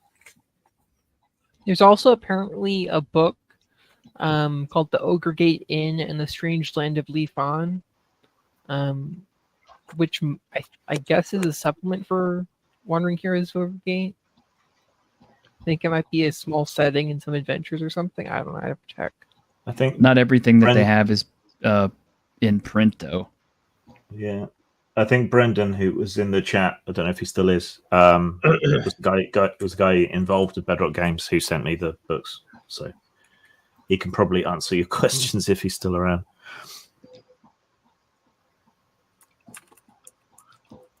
Seems like a good game. Like I said, it's really feels comparable to Lone Wolf Fists. I'm still gonna say that Fabula Ultima is preferred because I think you could do kind of something similar to this with that. Oh yeah, you could. And it would be even easier. Although I wonder, would it be like an epic fantasy JRPG or a techno fantasy or what? It's whatever you want it to be. If it's Yeah, Fabula Ultima, you could do. Yeah, you could do anything. Yeah, you could do anything with it.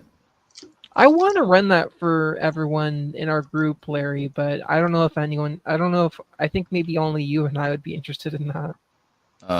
Grim, K-Mike, and Mal, and we all played it. I was out that week, but I you- listened. I listened in. Oh, it was Dane. Yeah, it was Dane that was with us, and Neil. But we had a good time with it. Hey, Mal? Yeah. Oh, he might It's muted. be with his dogs or something. Yeah. Or his wife. I don't know. He doesn't want to hear us dealing with his wife. Going all Ike Turner on her in the background. I didn't mean it that way. Don't make me start uploading tracks from Hard Archive. Oh no. Bitch Slap is a good track. It's almost as good as Pool's Closed. Is that? I know what this is. Fuck. Yeah. Took me a minute. throw links for those in the private chat, please. Okay, just a second. And then we need to get back to the game. Yes, I know. And not play them while we're on stream. No, do not play them on stream, ma'am. But Mal's still muted anyway, so he may not be back yet. No, I'm here. I was just letting you guys do your thing. Oh, okay. All right. Mal. Yeah, like I said, I'm here. I was just letting you guys finish your talk. Yeah, we were asking you, how do you enjoy Fabula Ultima? Oh, sorry, I didn't. I thought you were talking to the other people. I thought it was pretty good. You know, as far as games I would run, I'd probably run that. So, yeah, I liked it. Cool. All right. So, in the wake of the battle and with the pyre of bodies growing ever higher, you've beaten off the second attack. Phrasing. Well, I mean, one guy was left impotent from the first attack, so keep that in mind. Beating him off would be the opposite. more of a challenge. Yeah. And you'd already prepared, but you've taken some time out to heal, massage with the magical chi touch and some medicine from Dang Fu, who's absolutely not a witch, even though you just saw her burn a man alive with a touch. The white hair's just a coincidence. We're totally steroid free. Yeah, totally. You just saw us bounce spears and shit with our biceps, but yeah.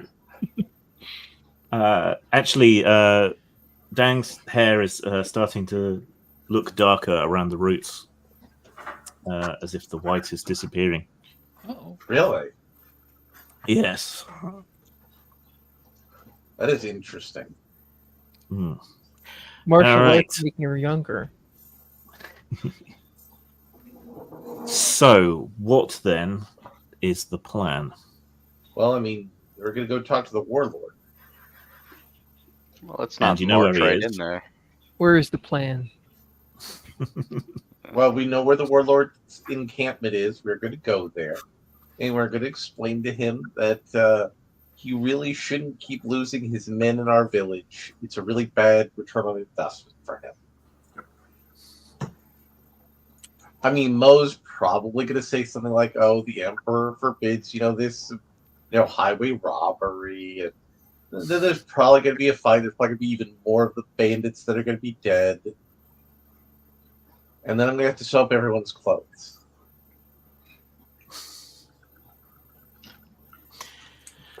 All right. So you set out from the village, leaving the pyre of burning corpses behind you. It's getting on towards early evening, so the light is slowly beginning to fade. Does anyone have the survival skill in order to navigate? I do. I have survival 2 and a +1 to forage and shelter. we have a survival of 3. The big guys can handle survival skills. And let me see if I have survival. I have I don't have a survival skill with a number in it, so. Okay. So yeah, the Han brothers. By virtue of, but the Han brothers by virtue of not being drunk. But you can make a roll for each brother and for Chow to navigate your way up the side of a volcanic mountain. What's the difficulty? Just roll and tell me what you get. Let's see. Buzz got 534. So just the highest number. Okay. Gil got a 10. It's this way. No, it's this way, you idiot. Oh yeah. And Chow? I will roll that. 2d10. Are we looking for shelter? No. You're looking to get up the side of a mountain. Okay, so just 2d10. Survival. That's a 10. Okay. You guys have to appreciate how I'm role playing two characters simultaneously that probably share one brain cell between them. Yeah, that's what scared me off. And it's like, So while one's talking, the other one's just like, Yeah, I mean, kinda. so with the spinning loading icon on his forehead. I mean, that's extremely accurate. I mean, we're not here because we're smart. We literally just stood there and let a spear bounce off of us because we can't dodge. They are the textbook definition of strong backs and weak minds. Yes. So see, my choice of icon was accurate. Dodge. Dodging is for eunuchs and women. Huh, what's dodging? Stand there, take it like a man. What are you, little girl? All right. Yes, so you make your way up through the foothills and up onto the side of the mountain, which once upon a time, many moons ago, was a volcano. It's part of what made such rich soil around here, good for farming. Can you go back and repeat that line like you're Captain Lassard? Many moons ago. Many moons ago. There you go. You start to see, as the light properly fades and the chill of the evening sets in, you start to see lights further up the mountainside. And it looks like someone is definitely inhabiting an old fortress up here that hasn't been used in a very long time. And they're organized enough to have lanterns. So how does the stealth work? So you have a stealth, which is a defense which the enemies roll to notice you against. So you have a stealth score in parentheses. Okay. And that's the difficulty to spot you. Okay. So I'm thinking about going into the camp and scouting it out. let me see. I might be able to help you with that. I think I noticed. Oh, only so stealth of 2, but parenthesis 8. So what is that for? Like pose checks? Yeah, so they have to roll to notice you. Okay. Yeah, so they have to get that or higher to notice you. And what's yours? 2 and parenthesis 8. Yeah, so we have pretty good stealth scores. My thought process is we sneak in. My stealth is a parentheses of 6, but no skill rating. Yeah, that's what I got too. Yeah, you're the big drunk guy, so your ability to sneak is probably suboptimal. And then we got to us. Here, we will try to sneak. Sneak, sneak, sneak. You cannot see me. No witnesses as a form of stealth. It is. It is. Actually, we have a stealth of 4, so we're surprisingly stealthy for lugs. Big meatheads, yes. Yeah. So that's why I think the plan will be we'll sneak in the encampment, get an idea of where people are. Maybe some people in the encampment might end up getting poisoned. I don't know. Strange things have happened. We got an 8 and a 7. Yeah. But you don't need to worry about rolling it. This is planning. So you get within sight of the fortress. It's a simple square building, right on the edge of the caldera. So one side of the fortress is much longer because it has to cope with the slope. There's a cleared area out front of it with a few hand carts and things, narrow ones for pushing up and pulling up and down the mountain path, which you've been coming up. There's a couple of guards out front, but they're not really paying attention. They're playing some sort of knucklebones game on a barrel. I mean, who would sneak up on the Warlord's encampment? Exactly. The fortress itself looks to have been somewhat haphazardly repaired, but it's still in reasonably good nick.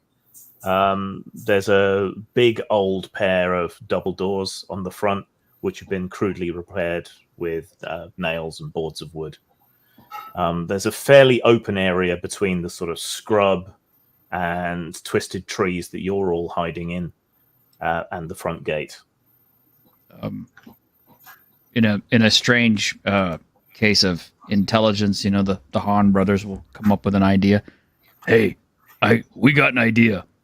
We'll go in through the front gate and we'll pose as if we're trying to get jobs and distract everybody for you. You know that there are people who ran the last time you were there when you were killing some of their friends. Okay. Just tell them that you've decided to... Sorry. Yeah, no. I get where you're going with saying, like, you decide for a change of heart, so long as the Warlord pays you. Exactly. That might work. So you guys go get in position where you need to and let us know, and we'll try and walk in and keep everyone distracted. Okay. Okay, so the rest of you stay hidden in the scrub. Yep. And then the Han brothers just going to march up to the gate and say, "Hi, we want to join." Well, yeah, basically. And this is what you call a plan, is it? We're the Han brothers. We're not, like the Einstein brothers. No, true. All right. So with the rest of you, this is an excellent distraction. I mean, a bunch of Greeks used a giant wooden horse. Yeah. Well, I don't think a bunch of old retired martial artists are going to be climbing many walls. So, yeah. Guai P might surprise you there. Now, by the way, I am going to sneak up on one of the guards with the Han brothers approach, and I may do something if the guards are less than ideally engaged with the Han brothers' plan. Mm-hmm. Okay, Mike, are you there? Yeah, I'm here. Muted. Okay, yep. Just check. Yeah, we can hear you. We'll walk up and knock on the door. So the Han brothers emerge from the path and head towards the door. You're so huge that they can't fail to notice you. So the guards sort of turn and look, and then get startled, and then stand up quickly. Hey, reaching for their we blade. want to see the Warlord. What? We came for jobs. You came here for jobs? Yeah, we used to run with the Yellow River Gang.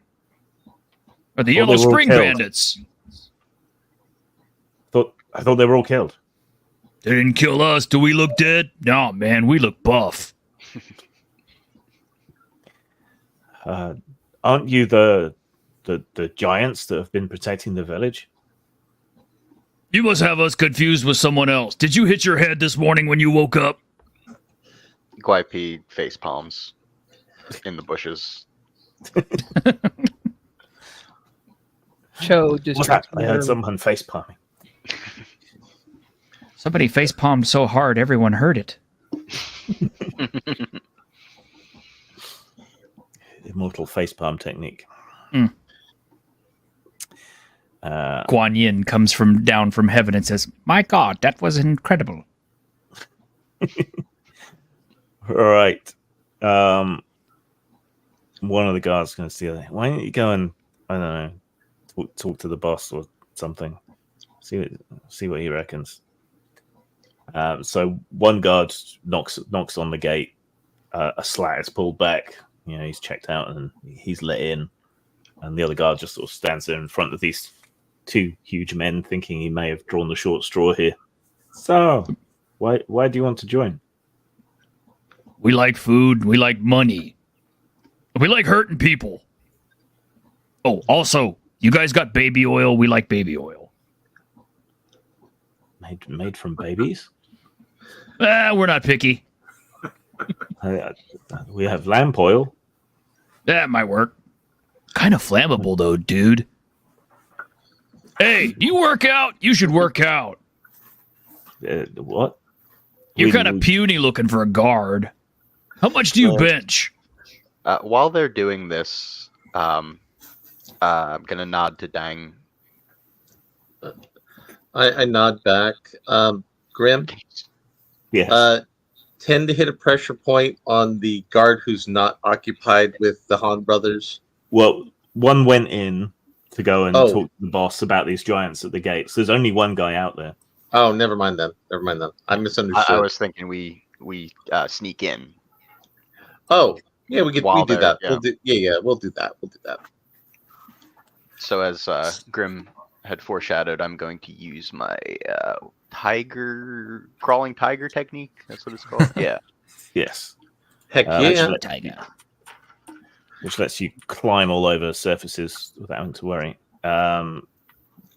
Does Dang have any way to climb particularly? I mean, do have athletics? Not a lot of it. No, you can always ride on my back. I mean, that sounds like an idea.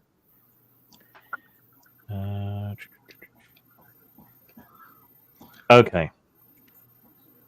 So have Guipe make an athletics roll. Yeah. I'm gonna break both of our hips here because I have 1 in athletics. Well, it's a TN6, so yeah, you got 50-50. Just about. And my favorite number, 8. Again. Okay. Yeah. It's the first time a woman's voluntarily touched you in about 20 years. But yes, I had no idea it would end up like this. Not my intention. So soft. It's a bit old for your taste, but still. We should go into business together. Oh. with Dang clinging to your back, you swarm up the wall quickly, out of sight of the guard who's distracted by the wall of flesh in front of him, and creep up onto the top battlements. They don't seem to have bothered particularly posting any guards up here, so you're up in the interior. Is there any anything like loose rope, sheets, or anything? There's a couple of barrels full of arrows, so they're kind of half-heartedly prepared for a siege. There's a few lanterns hung up. Down below you is a courtyard where there used to be 2 barracks buildings, but the roof on them has fallen in a long time ago, so the bandits just seem to have set up tents to live in. At the back of the courtyard, the sort of back building of the fortress where the officers would have stayed, and the weapons would have been kept, that seems relatively intact and well lit compared to the rest of it.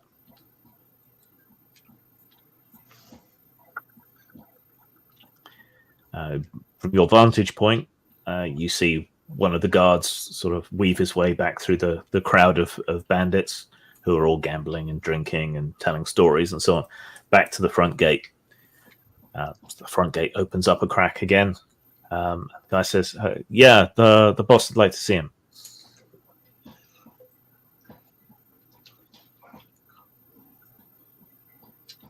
To the hand, all right. The Han brothers? Yeah. Yep. So you boys can come in. All right. So that just leaves Cal outside and Mo. Yeah. Mo's going to look for a spot on the wall where if I blow out a stone, I think I can get them a big enough gap to tumble open to go through. Not to do yet, to look for it for later. Yeah. What's your stealth? If you want to, or are you just looking to spot it for later? I'm looking to spot. Okay. Yeah. You can pick out a spot. And is Chow doing anything? Can I jump over the wall? Do you have a leaping technique? Let's see. Blasting fist, dip of the drunken snake, impact of the falling star. You can fall on people. Kick of the golden elephant. Doesn't look like I have anything. Spinning back kick, strike of the diving falcon. No. So. I'll elbow Chow and I'm like, wait till they make some noise and we know the action's starting. We'll blow through this wall. Okay, let's do that then. Meanwhile, he takes another swig. What are you going to blow through it with? You don't got anything. He's really good with small rocks. And big rocks, actually, if you read the power. Yeah. They All blow right. through this gate with a rock. All right, so the two guards go back to their dice game or whatever it is, while the hand brothers are led inside. Yeah, there's a whole. So are we going to climb down to behind where the boss is at, or down to adjacent after the building so we can sneak in? Yeah, you can creep around the upper wall to get to the rear building. So, and as you do that, presuming you're doing that, the hand brothers are sort of led through the crowd of bandits. Some of whom start pointing. They were defending the village. What are they doing here? Relax. The boss wants to see him. Says he can, bring him over to our side. So the guards lead the hand brothers to the fortress at the back, and in through the door at the bottom, which is in a similar state of not particularly great repair as the front door. Is there any food cooking or anything along the way? Yeah, there's a bunch of food cooking. There's a pig which they probably stole from the village. Yeah, the Han brothers will help themselves to food, and they're eating it along the way. Like Obelix. Yeah. Just, roast boar, my favorite. Hey, is that a pig? And one of them pulls it off, and they split the whole thing in half and just start gobbling on it. If the guards give them dirty looks, they'll just kind of look back at them. You want some? Of the pig, or are you offering a fight? Do you want some? No, you keep it. It's fine. All right. So Dang and Guaipi reach the edge of the rear building, which is a little bit taller than the surrounding walls, and you see the hand brothers going in, and you hear their deep booming voices coming out of the arrow slits and windows as they're led inside. The simple plans are the ones that work, folks. It's true. Never overcomplicate a plan. Is the tower like jutting up from the battlements? Like, does it? Yeah, connect? so the battlements come in either side, and there are ways in from and out from the battlements. There are doors. All right. Dang, perhaps we approach from the sky. I point to the top window. I nod. All right. And I'm going to try and climb again. Okay. Push my luck here. 10. Nice. All right. So if Dang is clinging to your back again, you're able to squirm all the way up to the top of the tower, the rear tower, and sneak in up over the top. There are a couple of guards up here. Like the rest of them, they don't seem to be taking their guard job particularly seriously. Because, who would be sneaking in? Yeah, exactly. So they're just sat in a corner, drinking and telling each other stories about girls. There's a trapdoor, which has long since rotted away, but they've kind of set up a tent covering to stop the rain going down into the building. And there's steps from there leading down. At the same time, you can hear the hand brothers coming upstairs from below. Do you want to do anything about these guards now, or do you want to wait and look? I give my companion a look of, do you want to take one and I'll take the other one? I nod. And, yeah. Okay, so I got an 8 to hit the one guard while sneaking up on him. Okay, and does Guaipi want to make an attack roll as well, please? All right, yeah, I'll just make a standard spear attack. 7 to hit. Okay. Should give you both a bonus dice to attack because they're not paying attention and you're striking from supplies. I got a 10, and it's going to be a cold chi attack. Okay. And yes, he is going to die. And Guy P? Before you even ask. Damn. 4. For damage. Yeah. Remember, they're just goons, so that was very likely to be enough. Yes, it is. All right. So one of them is in the middle of describing a pair of breasts in excruciating detail when they're both suddenly killed out of the darkness. A spear blade jabs through one guy's throat, so he can't make any noise except. And the other guy just starts exhaling ice. Yeah, just goes and freezes solid. All right, so that positions you above, so you'll be able to hear the conversation as the Han brothers are led in to meet the boss. All right. So yeah, you're led up these stairs through the tower, past a little sort of treasury they've got set up, and a larder with smoked meats and other supplies that they've taken. The last sort of internal door is thrown open, and you're led into the Warlord's room. It's a hodgepodge of stuff, stolen, taken from various other places, but there is a proper bed, a couple of chests, tables with maps and things laid out on them, ink brushes, scrolls, and books, and all kinds of things. The guy seems fairly cultured, all things considered. Hey, you got a lot of nice stuff here. The man gets up. He has a long, wispy mustache, long, wispy beard. He's dressed much better than the rest of the bandits, and he has very long fingernails. You are the Han brothers, formerly of another bandit crew, I understand? Yeah. We used to run with the Yellow Spring Gang, but that was some time ago, and, the army kind of killed everybody else, so, yeah, we've been kind of just working as laborers. Such a waste of talent. Would you care for some tea? You got anything a little stronger? Black tea?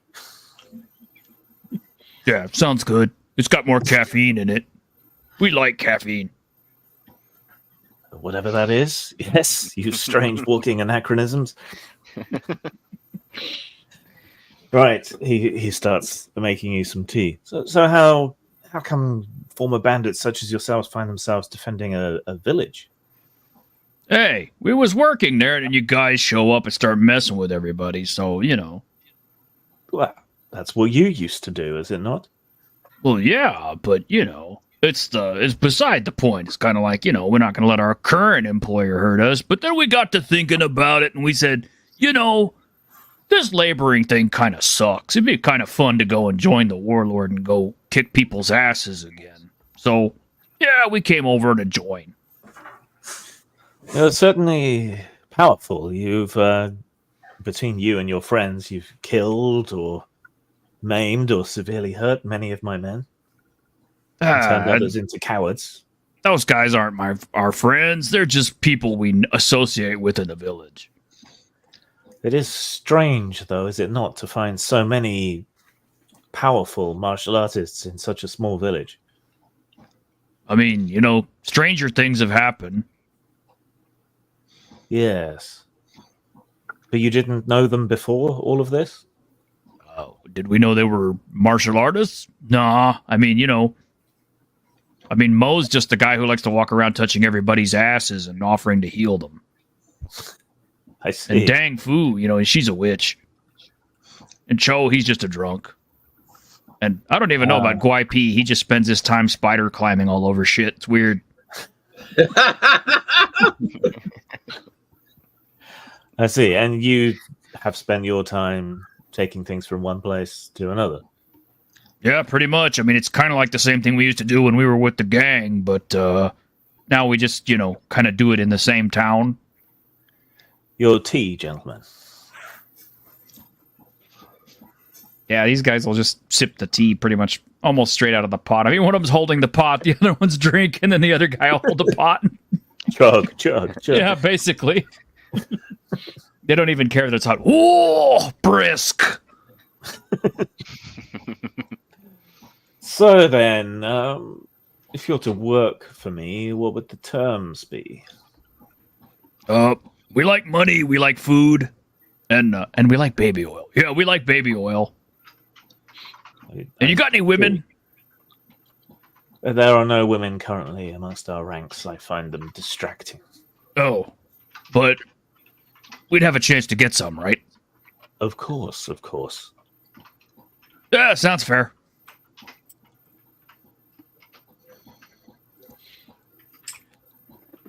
What if so? We shake on it or what? I see the private chat message. If you want to ninja them, you can. Wrong culture, though. No. So yeah, that's our strategy. I think that's what we're gonna do. We're gonna make our way down, Okay. and then surprise. Yep. Supplies, motherfucker. All right. Well, presumably everything is now going to kick off horribly. So, can everyone make speed rolls, please? Though you will get your surprise attacks in first, obviously. I mean, I don't know how it could go terribly. It's 4 of us and the Warlord. Yeah. I got an 8. Wait a sec. Let me sort out the other guys first, and then Sure. Oh dear God! I rolled double 1 for the chief bandit, so that's not good. There's one other bandit standing there in that room, so okay. And then there's all the bandits outside, but they're not going to know anything's going off. At least not immediately. Okay, so Charles, initiative roll. Let's see. So what do I use for initiative? Speed. Okay, speed. Thank you.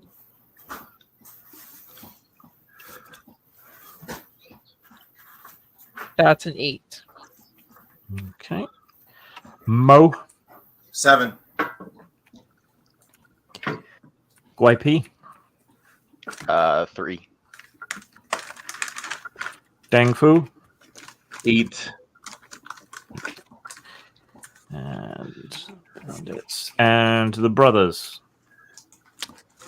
We just get the 1 dice, don't we? Yeah. Yeah, if that's your speed. 7. 7. Okay. Right. Let me organize this into order.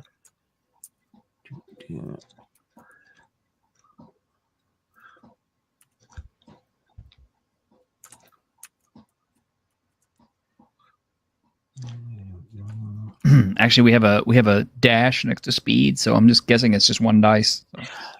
So. 2 dice take the lowest because you don't have any speed. Oh, okay. 2 dice. Okay. Let me re-roll this then. 4. Okay. 4.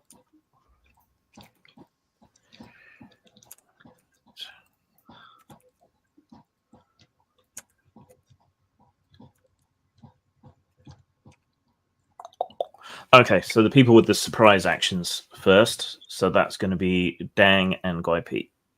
All right. So you come creeping down the stairs. You see the brothers talking to a much shorter than them, elegant man with long fingernails. And there's another guard stood over by the door, just keeping watch. All right. So I go to hit the guard who's in the room. I get a 9 to hit him. That's definitely a hit. I am going to use a technique I have called Sealing the Winds of Gushan. Arm strike versus parry, silence an enemy for 3 minutes. Okay. So you can't cry for help. Exactly. Yes. Because if we all dogpiled on the big guy, that would be his go-to move. Yeah. All right. Make your arm strike attack roll. I did. I got a 9. Okay. And roll damage still. All right. Roll damage.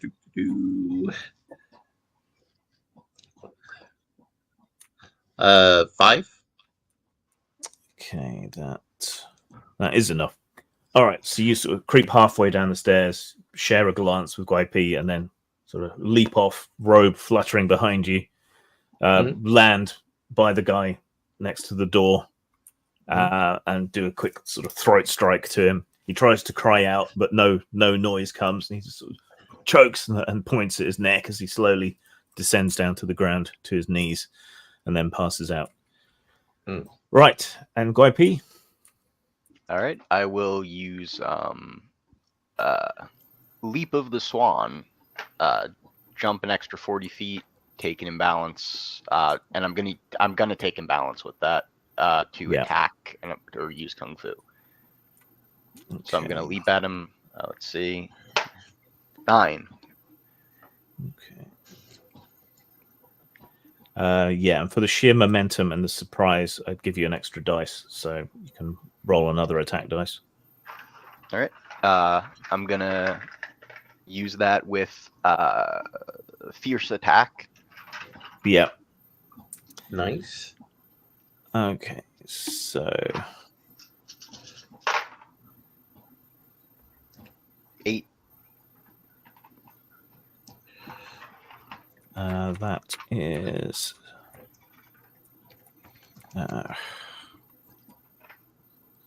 okay, so yeah, you did hit him, and that does do damage. So you do a wound to him. Okay. Oh, don't I roll damage? Oh, I thought you had. No, that was my attack. It's weird because it said the one technique can go into another kung fu maneuver. Into another. All right, yeah. So roll damage with the bonus from the hard strike. Yeah. 7. Okay, so yeah, 1 point of damage. All right, so as Dang Fu leaps off and sort of glides across the room to throat strike the guy by the door, you leap heroically off the stairs and come down hard, striking with your spear. You manage to catch him, but something suggests to him that you're coming. He manages to sort of twist to one side, and you only strike a glancing blow. All right. So now we're into normal actions. So Chow and Mo outside aren't going to notice anything yet. Okay. Dang Fu gets to go again. So yeah, this guy is choked to death in front of you. All right, I got a 10 to hit the Warlord. Well, that's going to hit then. And 10 for damage. Okay, so that's going to be 2 wounds. And this is going to be hot chi. Okay. It's enough to take him out, but not enough quite to kill him. So...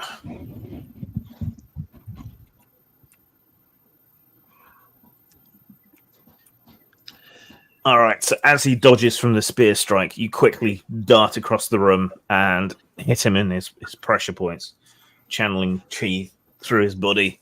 He staggers and turns red, as the others of you have seen before.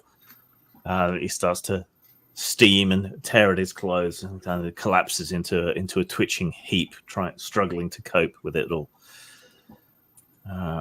Does he scream out or anything? He doesn't. He's just gasping. Or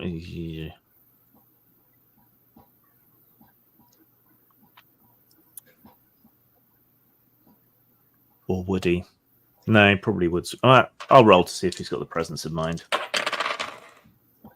He does not. So yeah, he's just stuck, gasping, reaching for water and other things to cool him down. The other bandits don't know what's going on. Do the brothers want to do anything? Yes, I think this is probably a good time to attack the big guy. They're finishing him off. There's no. Yeah. The brothers step forward and just curb stomp the Warlord into the ground. Yeah. That was over pretty quick. I think you should throw him out to his men so they understand the rules. That sounds like a good idea. So Gil will pick the leader up on his shoulders, walk him outside so he's in front of all of his men, and then Buzz will dive over the top of him and do the doomsday device on him.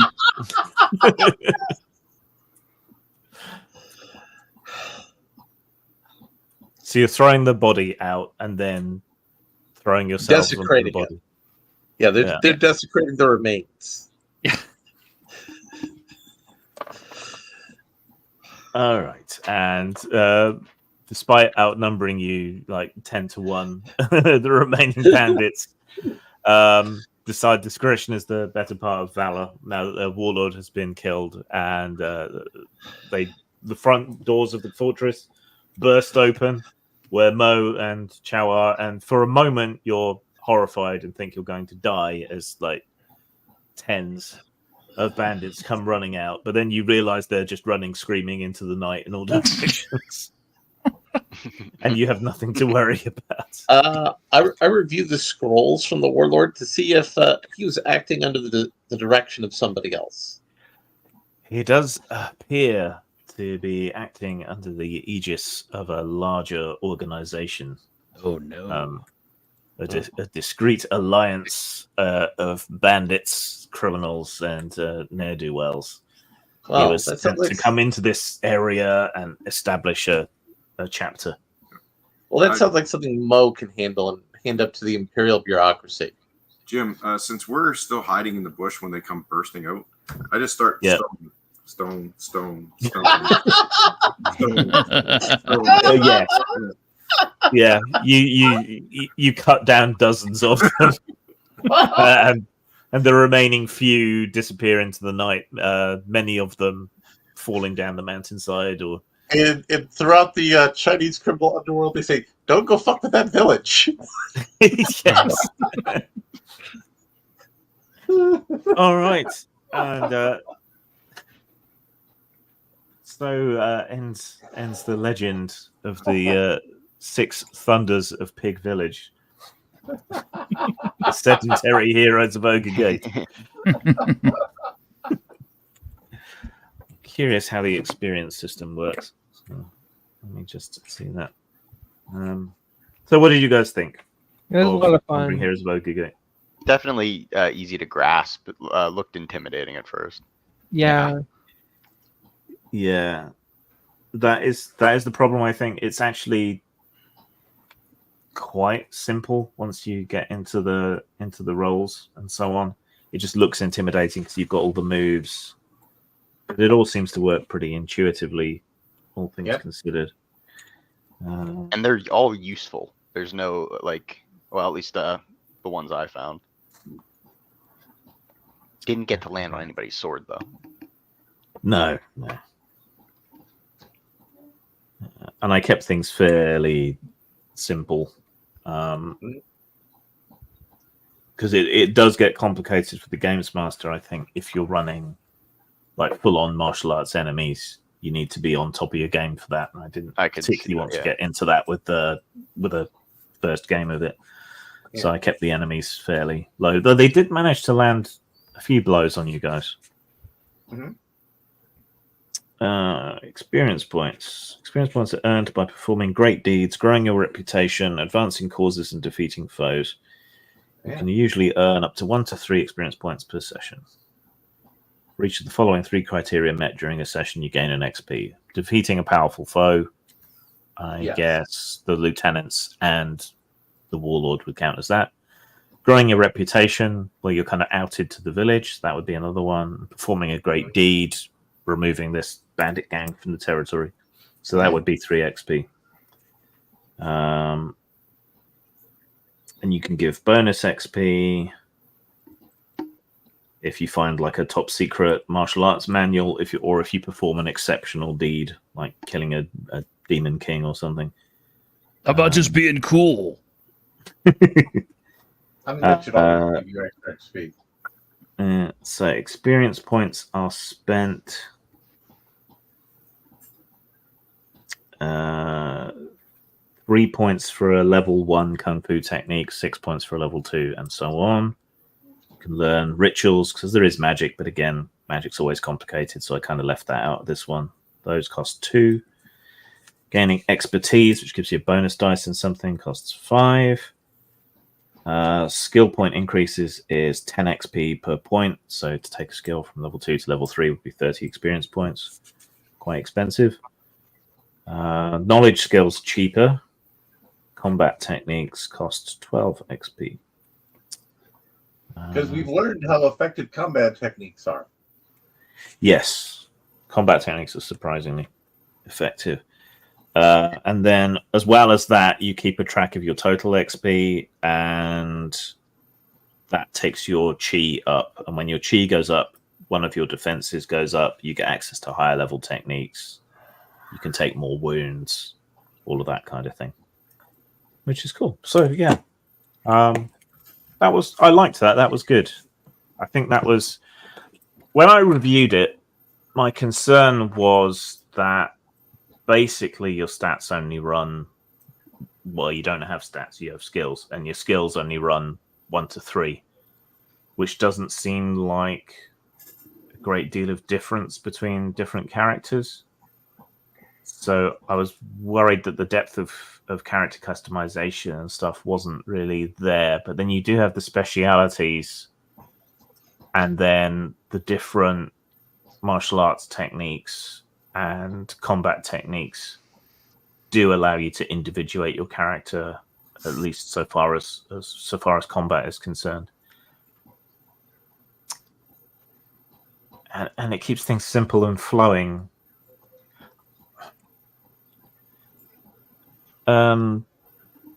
So with the post-apocalyptic martial arts game we were playing, T-shirt, I think familiarity with that system would ease a lot of the problems, but this was pretty graspable from the get-go. Yeah. I mean, they both kind of have their strengths, but yeah, this one is a little quicker to pick up on than the other. Yeah. The other one was a lot more epic, I guess, because, I mean, it really power felt... level, it's just... Yeah, the power levels were awesome, just because it really did feel like a Fist of the North Star game. Yeah. But yeah, I enjoyed this. I hope you enjoyed it.